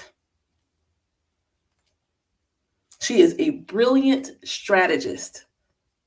So they had to go and propitiate Oshun and bring Ebo and offerings. And it wasn't just the offerings, it was, don't call me back because you need me. It is recognize my worth and the value that I add to the situation.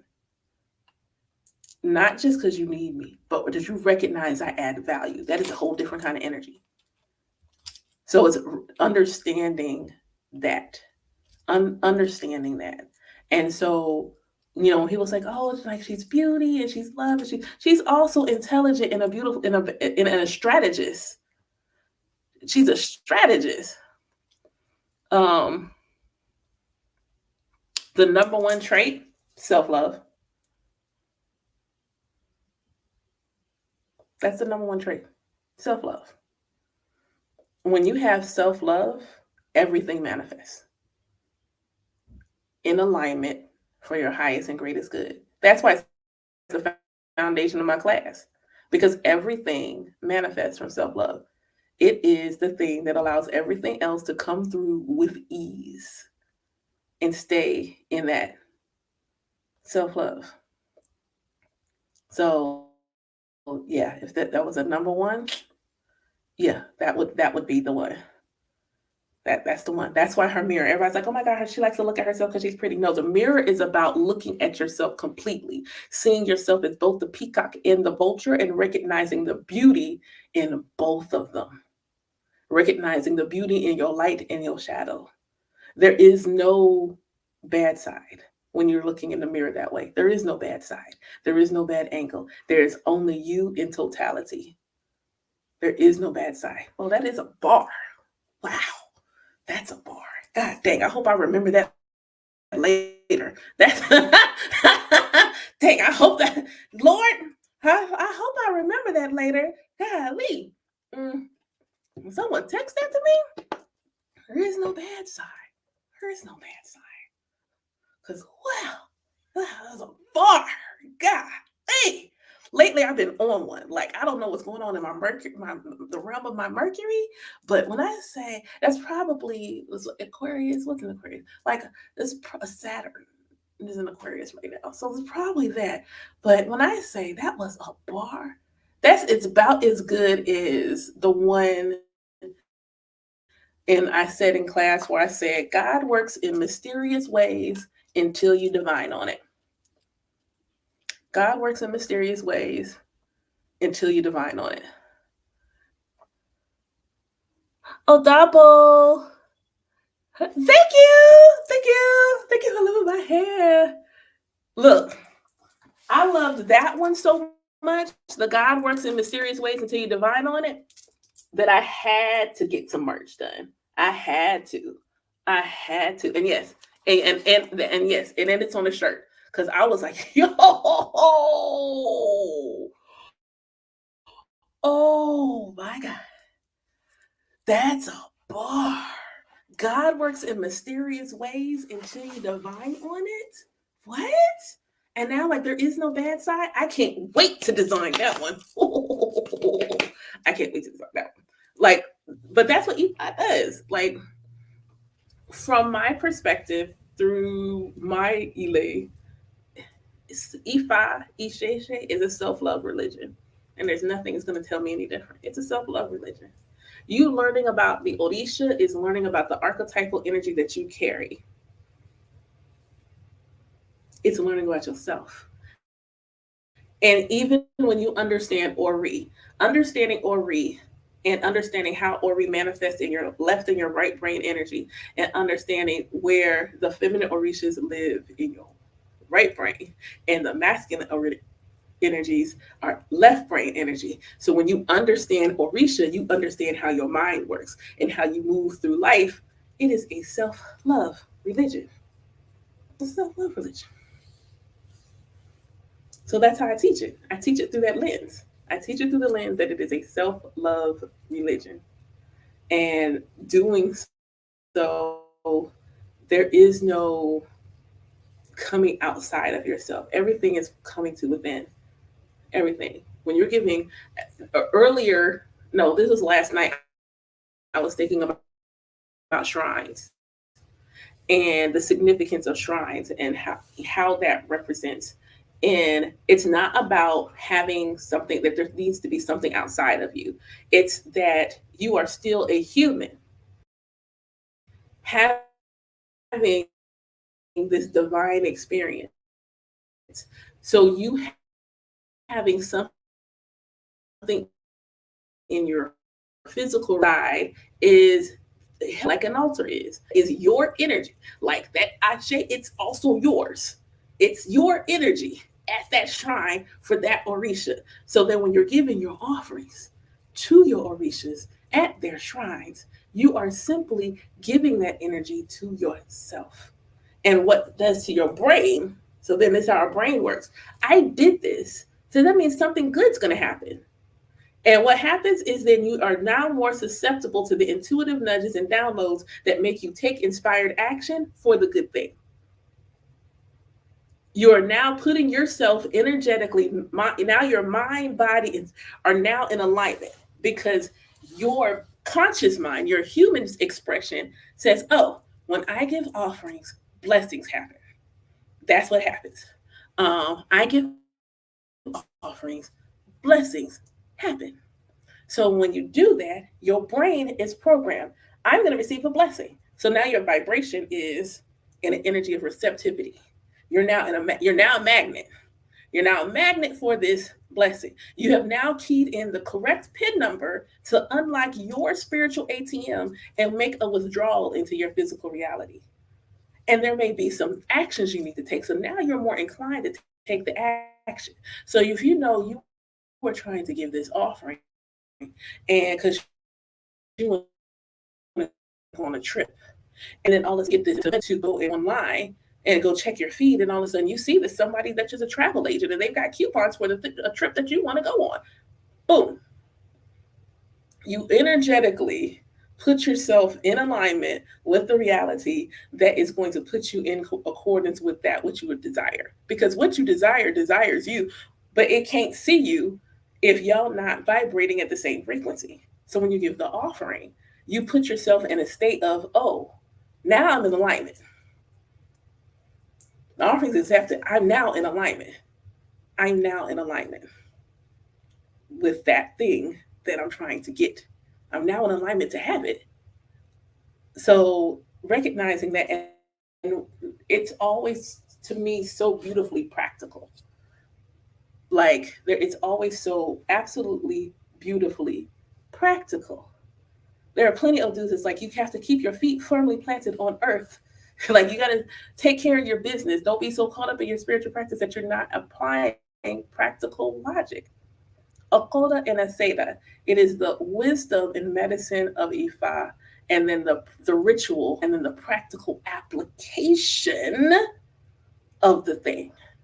Like the divination I did yesterday. I'm divining on his business. I'm like divining on his business. So when I get the Odu, and it says so this is what happened. I heard Hand of E5. That's what I heard. I heard Hand of E5. And so I told him, because for me, one of my intentions for April is I listen to my intuition in real time. So I heard Hannah B5. So I'm like, I'm going to say this out loud so that my spiritual court knows I heard it and I'm acknowledging I heard it. I'm going to see what happens in the divination to confirm it, but I heard it. So I cast the E5. And in the story, so he tells me that what he does, he's trying to grow his business. He's a small business owner. He's trying to grow his business, which requires him to have employees. He's trying to get more into the service side and out of the minutia of the business. That's important to know. So when I get the Odu, the Itan, the story in the Odu talks about someone going to get divination. They want to know how can they be successful in this life. They go to Ifa. Ifa tells them to give their Epo. when they give their info, they no longer are a farmer. So what do we know about farmers? Farmers are really hands-on. Like you think about a farm hand, they're out there doing the work, tilling the soil. They are a farmer. Farmers are hands-on in what they do. That's important. So then they're no longer a farmer. They have to give the offering to their ikin. The ikin are the representation of Ifa. When you get your hand of Ifa, you receive ikin. So it goes back to what I said. I heard before um, before I did the divination, I heard the answer. So now I'm like, okay, here we go. He gives his Ebo, he gives the Ebo to the Iking, which means he received hand of Ifa, and instead of being a farmer, he became a Babalawo. So you could be someone who doesn't divine and take that literally, oh, you're supposed to be a Babalawo. Or you could be a diviner like me and hear the message for what it is. He is the, instead of being farmer, hands on, he's going to be more of the service side because Babalawos, priests, are being of service to their community. So he's moving from this in the trenches work to being a Babalawo, being more hands-on. If you think about it even more so, if you think of the tradition like a company. So if you say the tradition is a company, the Babalawo, the priest of the company, would be more like the owner, the CEO. So then he's moving from being more like one of the employees to more like the owner of the company and being more of service and giving direction. Because what does a priest do? They give you direction on what you need to do to improve your lot in life. So the story was exactly what needed to be said for him. And the solution was in the story. He needed to have his hand of Ifa. That is what he needed to have. Rather, his business needs to have. So, this is why practical application of spiritual practice. Because if I was just a reader, I would have got that story and be like, oh, okay, the solution is being becoming a Babalawo. That's not the solution. He's not meant to initiate. He's not meant to initiate. There's medicine that Ifa has for him, but he's not meant to initiate. He just needs hand of Ifa for his business. That's it. And an Ori cleanse. That's it. That's all he needs. That's what he needs. Diviners and readers. If I put that in a tarot perspective, there are people who see the Two of Cups. Oh my God, love must be coming to you. And they forget the caduceus that is normally on the Two of Cups. And you are in a space of healing. Something is being healed for you. But that's a difference between a reader and a diviner. I can pull cards that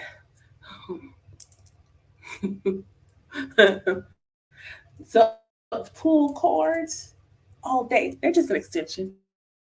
They just keep me focused. They help me organize the conversation. I don't need them.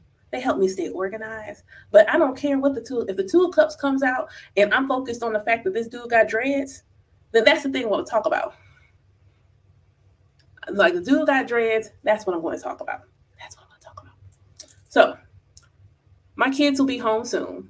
And I said I was going to get off live before they got home. So I got 10 hot minutes. So you got 10 minutes to ask me whatever you need to know. You can ask me about the mentorship program. You can ask me something else. But you got 10 minutes to make the question good to ask me whatever you want to know in this moment. Ba, ba, ba, ba, ba, ba. Mm, mm, mm,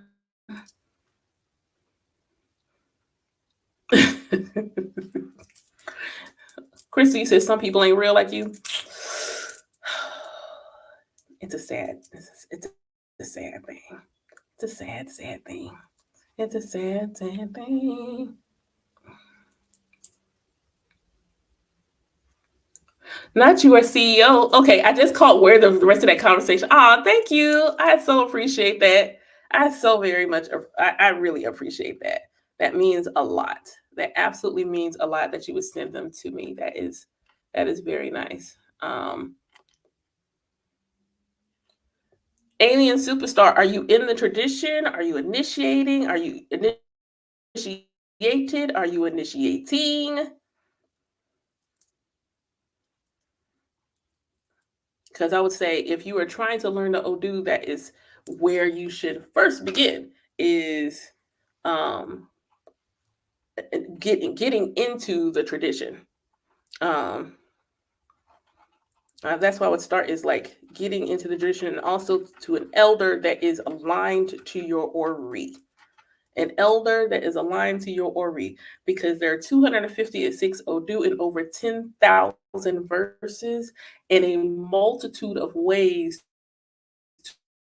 to learn the Odu and interpret Odu. So it's not just, that's only a small part of how you divine with the Odu.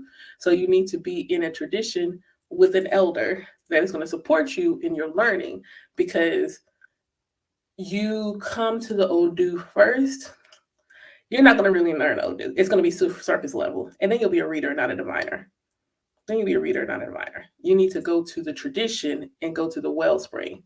Um, so if you're looking for an elder, this is what you do: you vet them, just like you do any other mentor.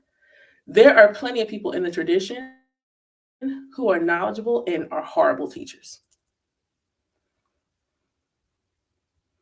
Okay, so if you're trying to find an elder, a teacher, things like that. One is very much similar to if you are working for a company and you're trying to move up in the ranks and you need to find a mentor. A lot of the things would be the same. One, observation. Observe them. At this point, there's quite a few elders that are on this social media. So go follow some. Um, go follow the elders. Go follow them. Listen to how they share content. Listen to how they teach. If they go live, how do they teach? Especially if they go live and do readings, listen to how they divine, whether they're doing Ifa, tarot, anything else. How they divine is how they divine. Listen to how they deliver the messages that they get from spirit. Does that style resonate with you?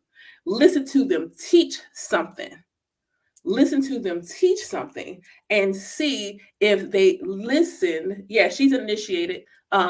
If they are willing to um, teach it in a way that is going to um, uh, go to how you're going to learn. Every student is not meant from every teacher, and every teacher is not meant for every student. You also have to know what kind of student you are.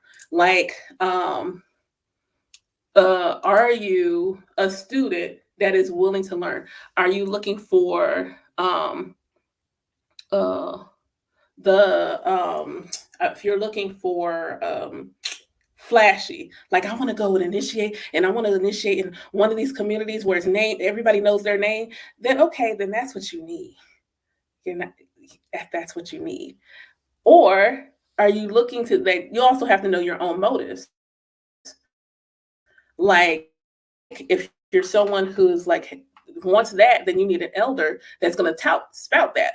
Like, well, if you come here, we're in the well known and we've understand how you need to receive the how do you need to receive the medicine.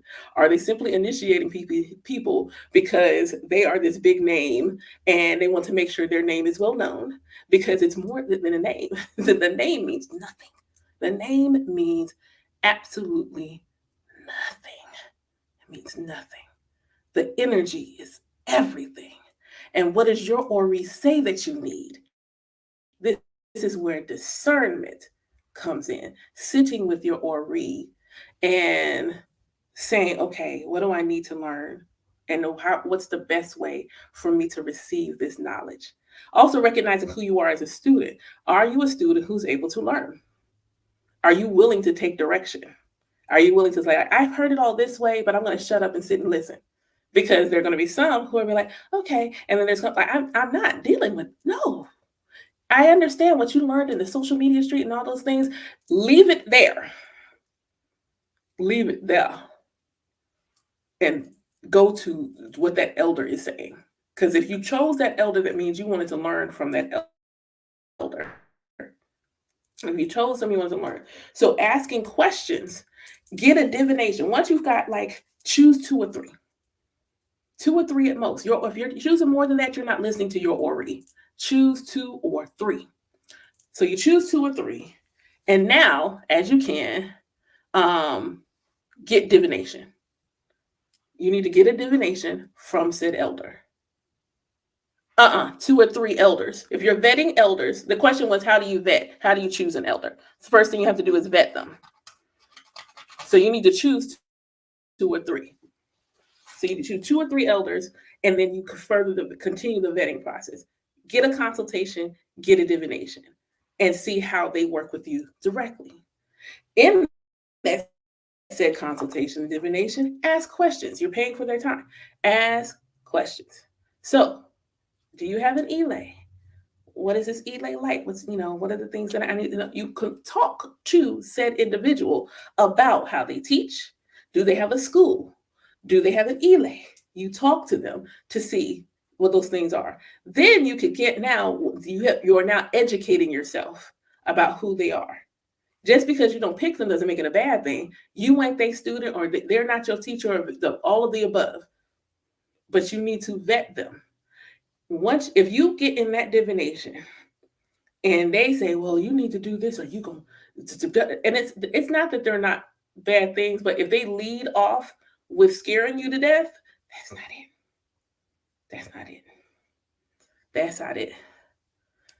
That's not it. That is not it. That is not it. If they tell you don't do this, or this Orisha gonna punish you, the Orisha don't inherently punish you.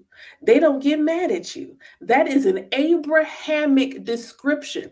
That is the wrathful, angry God of the Bible being applied to the Orishas. They are not that. So if that's how they end up talking to you,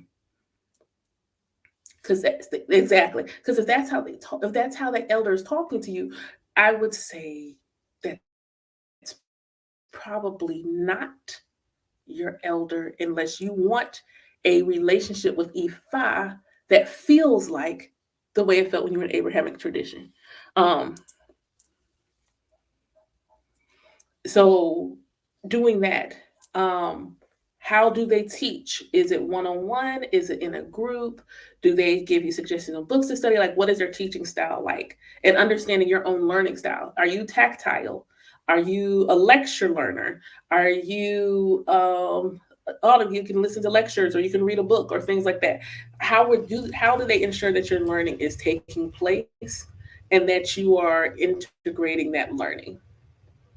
Are you just out here in these streets on your own? Or, you know, what is that going to look like for you?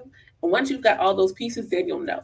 Like, then you'll know. But heavy on the get you two or three and have them divine for you. Get you two or three and have them divine for you. Have them divine for you. Because that honestly, that'll tell you. That'll give you the, generally, you know, after you've gotten divination for a couple, of which one is the one. Like you'll know which one is the one. And I could easily, I'm going to try to say this in a way that doesn't come off cocky, but I could easily say, you should just pick me. I'm not for everybody. Like I said, I require a lot. Y'all got work to do. You gonna work. You gonna work on yourself, and that's not easy. And it could get ugly, and it could be like painful. But on the other side of it is so beautiful. On the other side is so absolutely beautiful, absolutely beautiful. But I do require that you work, and that's, and if I say do such and such a thing, I just want you to do it. If I say you should do this, well, you should just do it. You should do this, and you're like, that sounds crazy. I know, do it anyway. Like, do it anyway. Do it anyway. I mean, trying to like hold like Yemoja into a certain energy, but sometimes you be slipping out, like, do it anyway. Because the way I see it is, if you do it and it works, great. If you do it and it doesn't work, you can give me the feedback. At least you tried. At least you listened. I always say, do you trust, like my goddaughter's like, do you trust your ear? Do you? Go do the thing. Go do the thing and trust me. If you trust me, then trust me. Put it into action. Do the thing. Do the thing. So I could easily say that. Um, I will tell you, for those of you who are toying with the idea of coming to me, they're like, I really want you to be my godmother. There is an initiation process for my elay. So if you are considering it, no, No. And just for the record, I am not an Ialawo. And I don't mean that as a bad thing, but no, I am an Ianifa, and we are not the same. So, uh, like, we are not the same. You're not the same. But recognizing that, yeah, that is, yeah, like I said, I don't practice Lukumi Santeria. So, yeah, no. And no, it's not. If you would like a woman, a womb holder, a feminine energy to be your elder, no, there's nothing wrong with that. Especially if you identify as a woman, a womb holder, feminine energy. I can't tell. Your name is gender neutral, so I can't tell. But if you are, then no, it's not odd at all. It's totally not odd. I was born in an Ile of nothing but womb holders. I have an Ialode. I do not have a Babalawo, technically. I have an Ialode. She is chief. I don't have a Babalawo. We were all born from her. We were all born from her. And it would seem that I am in slightly following in her footsteps. I'll say slightly, like slightly. I think at some point I will end up with godsons, but right now, or I will be co-parenting godsons. That's the way I see it at this moment. I'll be co-parenting some godsons, but as of right now, it's nothing but womb holders in my community and their kids. Their kids, sons and daughters. Um, so okay, so that was that confirming that you're masculine, alien super. Because I've been sitting here like, I don't know if this is a guy, a girl, a they. I don't know, because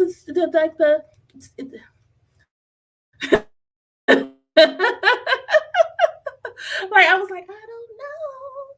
So what I will say is that my encouragement to you is to get divination from me. And I'm also going to require that you do a head and heart elevation. Because if you do end up being aligned to me, it's going to be required of you anyway. And so that's what I would say is get divination from me.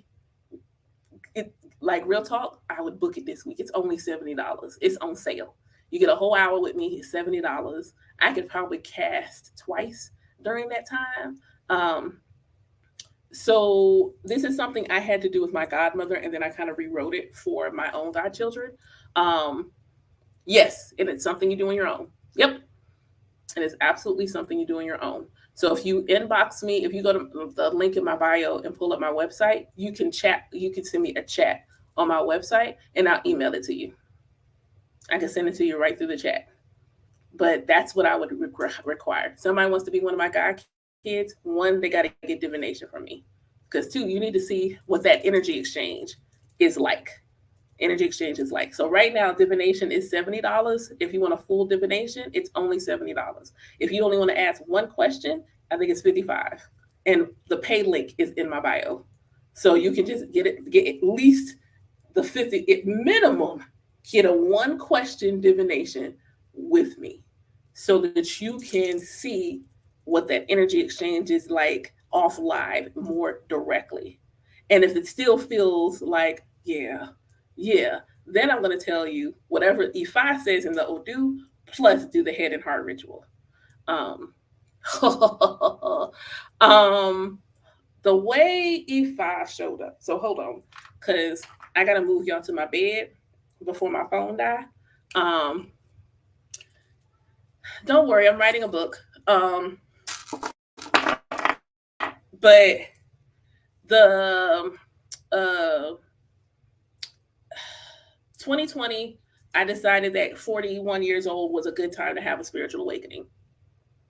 And during that process, which is how my program is laid out in learning about myself and things of that nature, I also,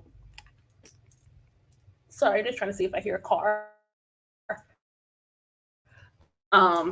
So I'm gonna tell this one real quick and then I'm gonna go because I know my kids are gonna come in here and like McDonald's, DQ, and all those other things. Hold on.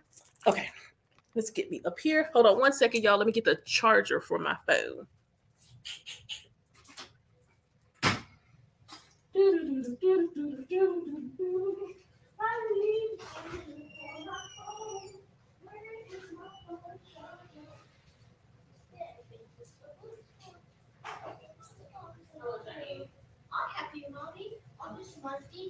Okay, we'll see. I'll let you know as soon as okay. Yes, Jaheim, I hear you. I'll let you, Jaheim. I will let you know after I finish working. Thanks. Told y'all. The first thing he said when he walked in the door, DQ is happy food, French fries, Sprite, and chicken. That's the first thing he said. He didn't say hello, nothing. He said French fries, Sprite, and chicken. That's what he said. So, um, so how did I find Ifa? Um, now bye, bye, Bye. Yeah, bye, Mom. yeah. You can't tell.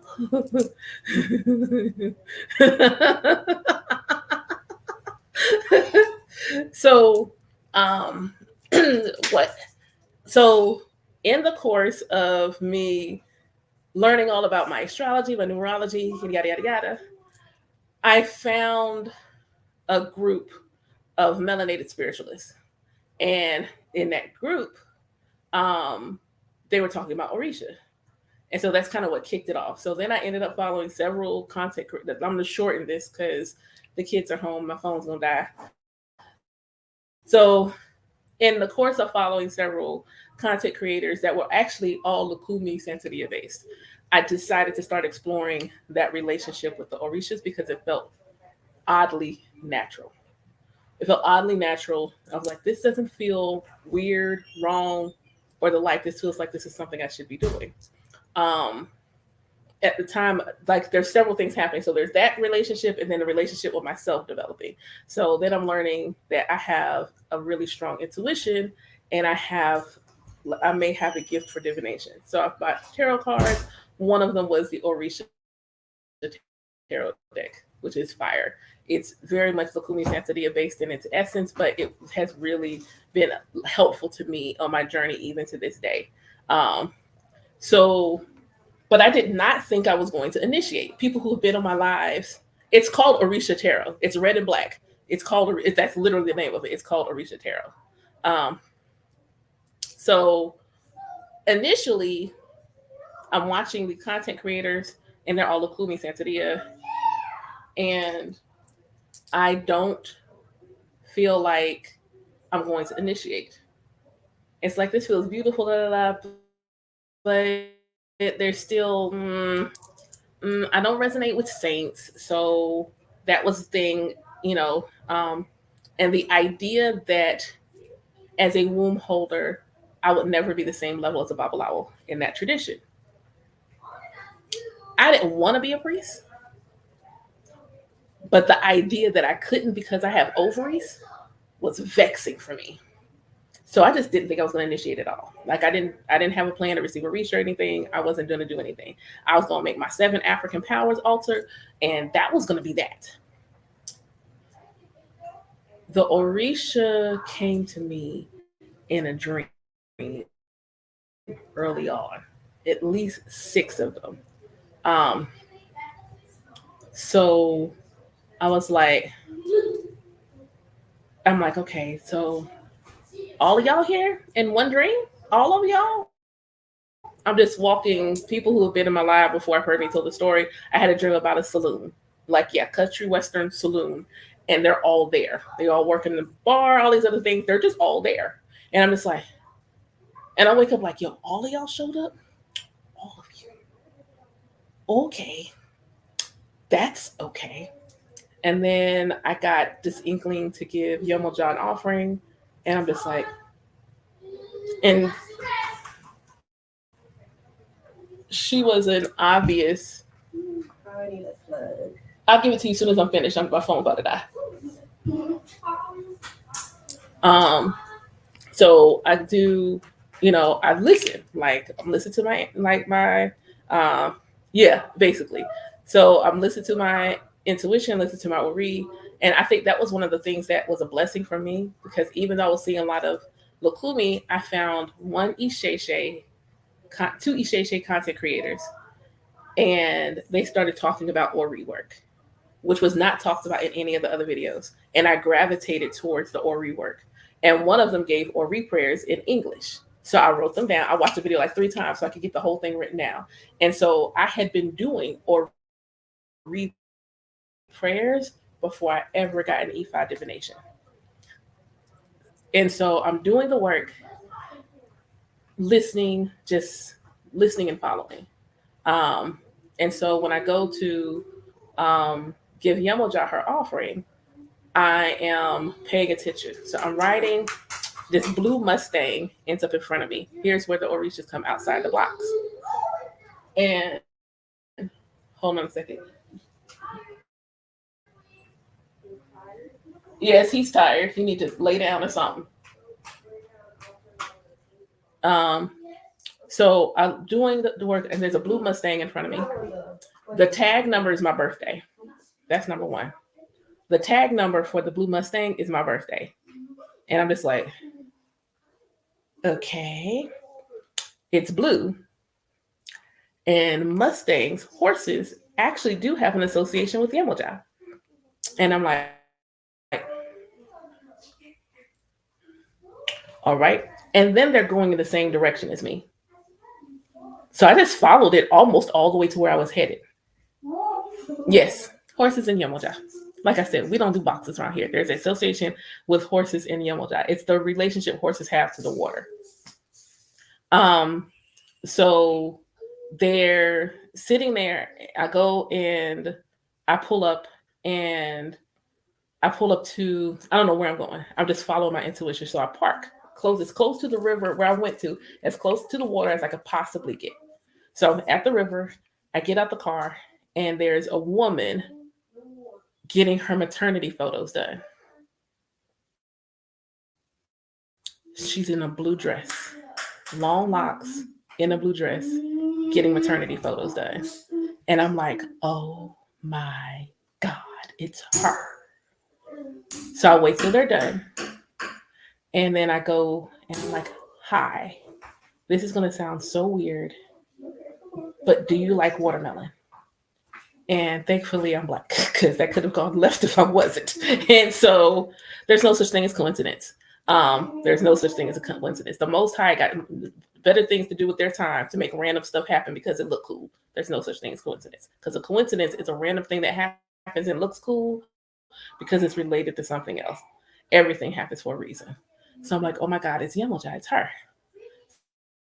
So I'm like, ma'am, do you like watermelon? She's like, I love watermelon. I said, hold on a second. And I take it out and I give it to her, because that is where the offering is supposed to go, to her. Some offerings are supposed to be eaten by somebody. So I give it to her, and I'm like, that's dope. That was dope. Okay. Okay, Dan. So I keep just listening, walking, no desire to initiate. Listening, walking, no desire to initiate. Then I run across my Elote, and she has a podcast. So I start watching her show. My cousin was already watching her show and put me on. It's like, hey, you should watch this. I think you would like her. This is who I get readings from. Okay, cool. I was absolutely enamored with her. And what's going on with my eyes? My eyes are not that color. Um, Enamored by her. I loved her so much. Okay, somebody tell me you can see my eyes doing that. That is not my eye color. That's not my eye color. That is not my eye color. Oh my God, it's not my eye color. That is. Alexis, can you see it? Please tell me you can see it? Because I have no filters on. There's no filters or nothing on. I don't know what that is, but that's not my eye color.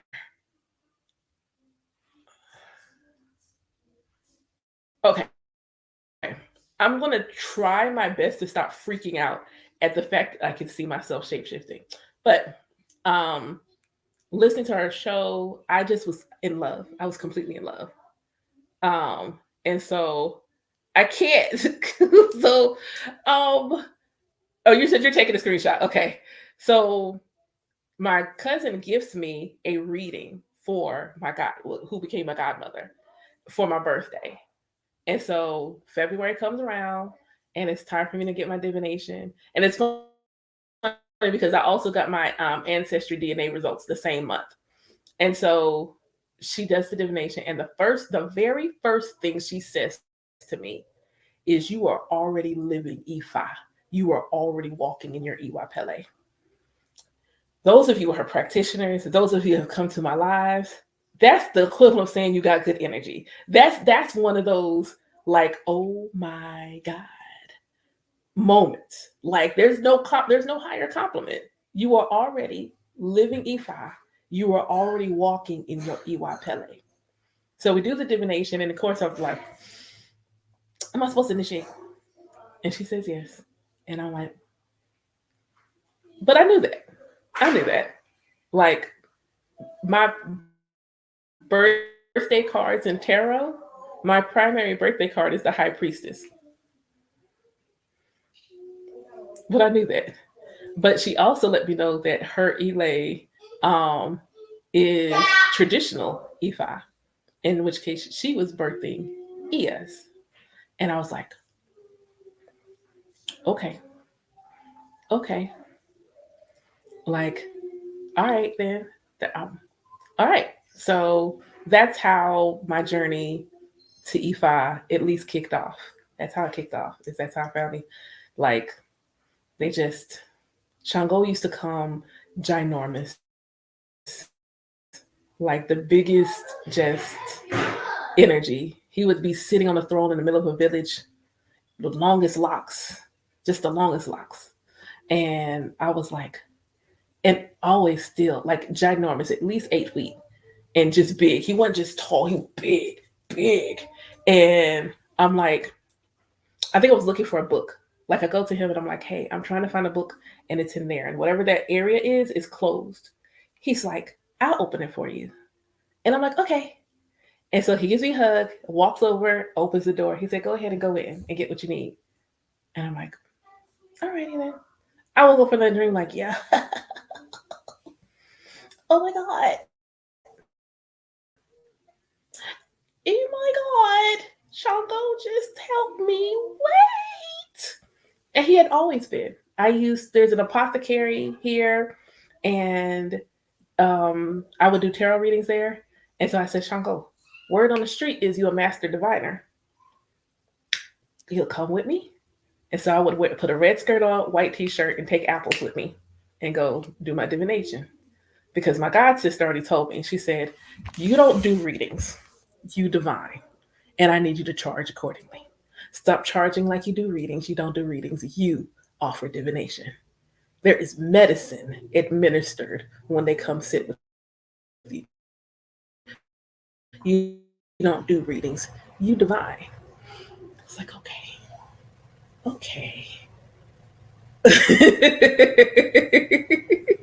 One day I'm going to ask permission to wear a red dress. I'm like, I just want to have it on for 30 seconds. I'm gonna ask permission to put a red dress on. Cause yeah, me and red, it's a different. Y'all think the orange and the yellow be giving? Mm-mm. It ain't nothing but me and Sean Gold when I put that red on. It's like nothing. There's nothing else. Nothing else. It's like everybody else back up. Back up. Oh God, thank you. Thank you. Like nothing else. Okay.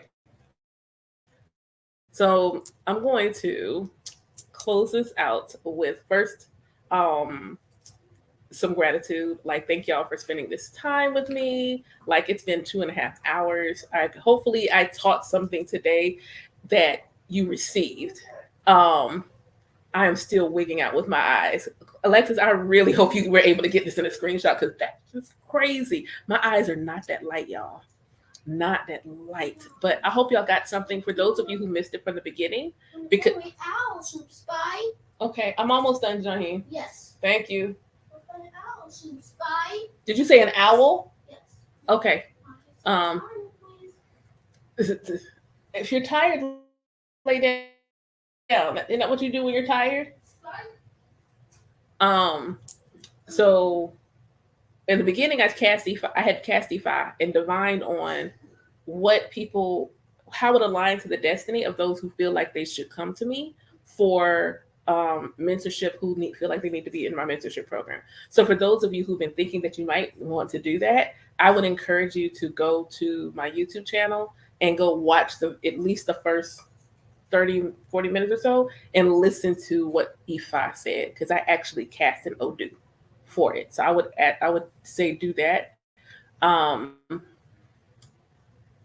Get divination from me. Now is a really great time to book. I mean, I only offered, I do one question divination anyway for like $50 or so. But if you want a full divination, it's only $20 more right now. It's only $70. Um, so I would suggest doing that. And my website takes paying for, but it's not in the pay link that way. But once you do, if you do the pay link in my bio, I'll reach out to you, be like, okay, when do you want your divination? And okay, whoever's heart hurts, whoever that is, because it's not me. So whoever's heart hurts, whoever it is, I can't see the name in the comments right now.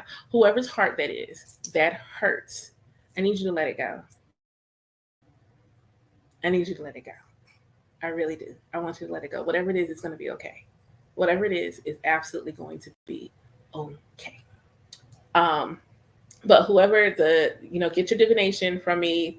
We could talk about how you and I are aligned to each other, because that's important. You may love me all to death, but I might not be your elder.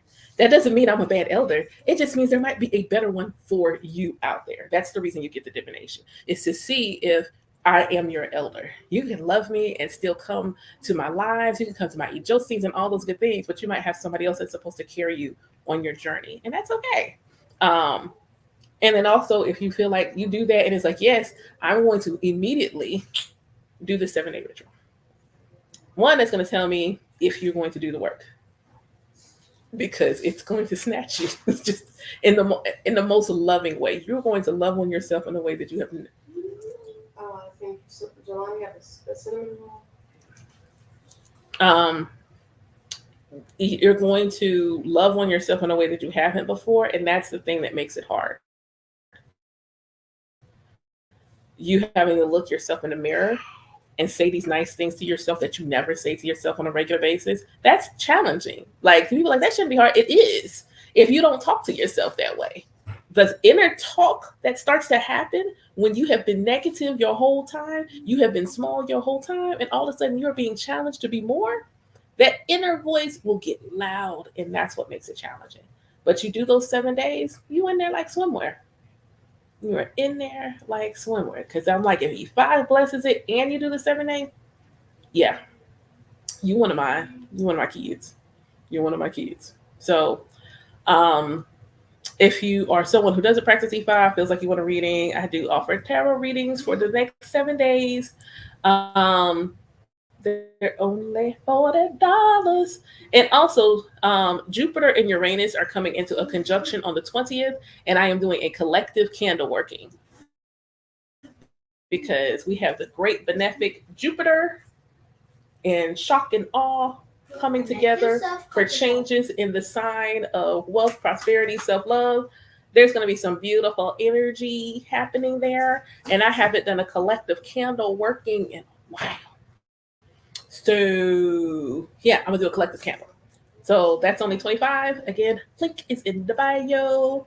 But otherwise, I just want to say thank y'all for everything. This is a really cool live. It was on my spirit to I don't know. I gotta wait to see if I'm going to let anybody in with us on the Iyami. Oh, thank you. Oh, thank you. Thank you for the glitter badge. Um, but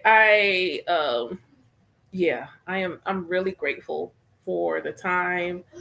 Grateful for the energy exchange. It has been awesome. And now I have to go stop being Ia and be mommy. It's okay. I've been thinking about opening one to the temple, which is public. So I have been thinking about actually doing that. So that might have been your Ori trying to nudge my Ori into something I had not settled on, actually. So don't apologize if it was a knee jerk reaction. It's something I'm supposed to be considering. So, Wave it. yes. Wave, please. Yeah, go ahead. Again. Alafia. And you want to say Alafia? Yes. Here. Okay, say Alafia. Alafia. Wait, go. No, you got to say it here too. Alafia. There we go. Nice. The little Omo, Shango, Obatala, and Oshun wanted to say hi. He wanted to say hello. So, Where'd you go? look, I'm gonna have them record telling you thank you. I'm gonna have them record telling you thank you. So, Modupuyo, much appreciated. I'll go get them some lunch then, and I guess I'll like the level of they are well loved and we're cared for, and I appreciate it. So y'all be, as I tell my godchildren, be easy, not sleazy. I hope that I see y'all again. Take care, a double. Bye.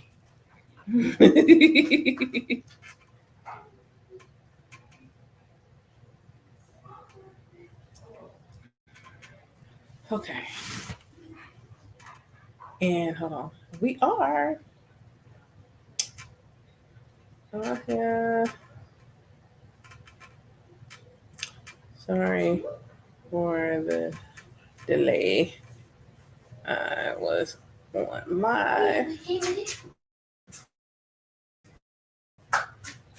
The end. And Mister. And we sure do. Vowels. V. V, mommy. V, yes. Valid. Claudia. I thought so. V. Yeah, and you should. That's the end. Who just who made the order? Computer.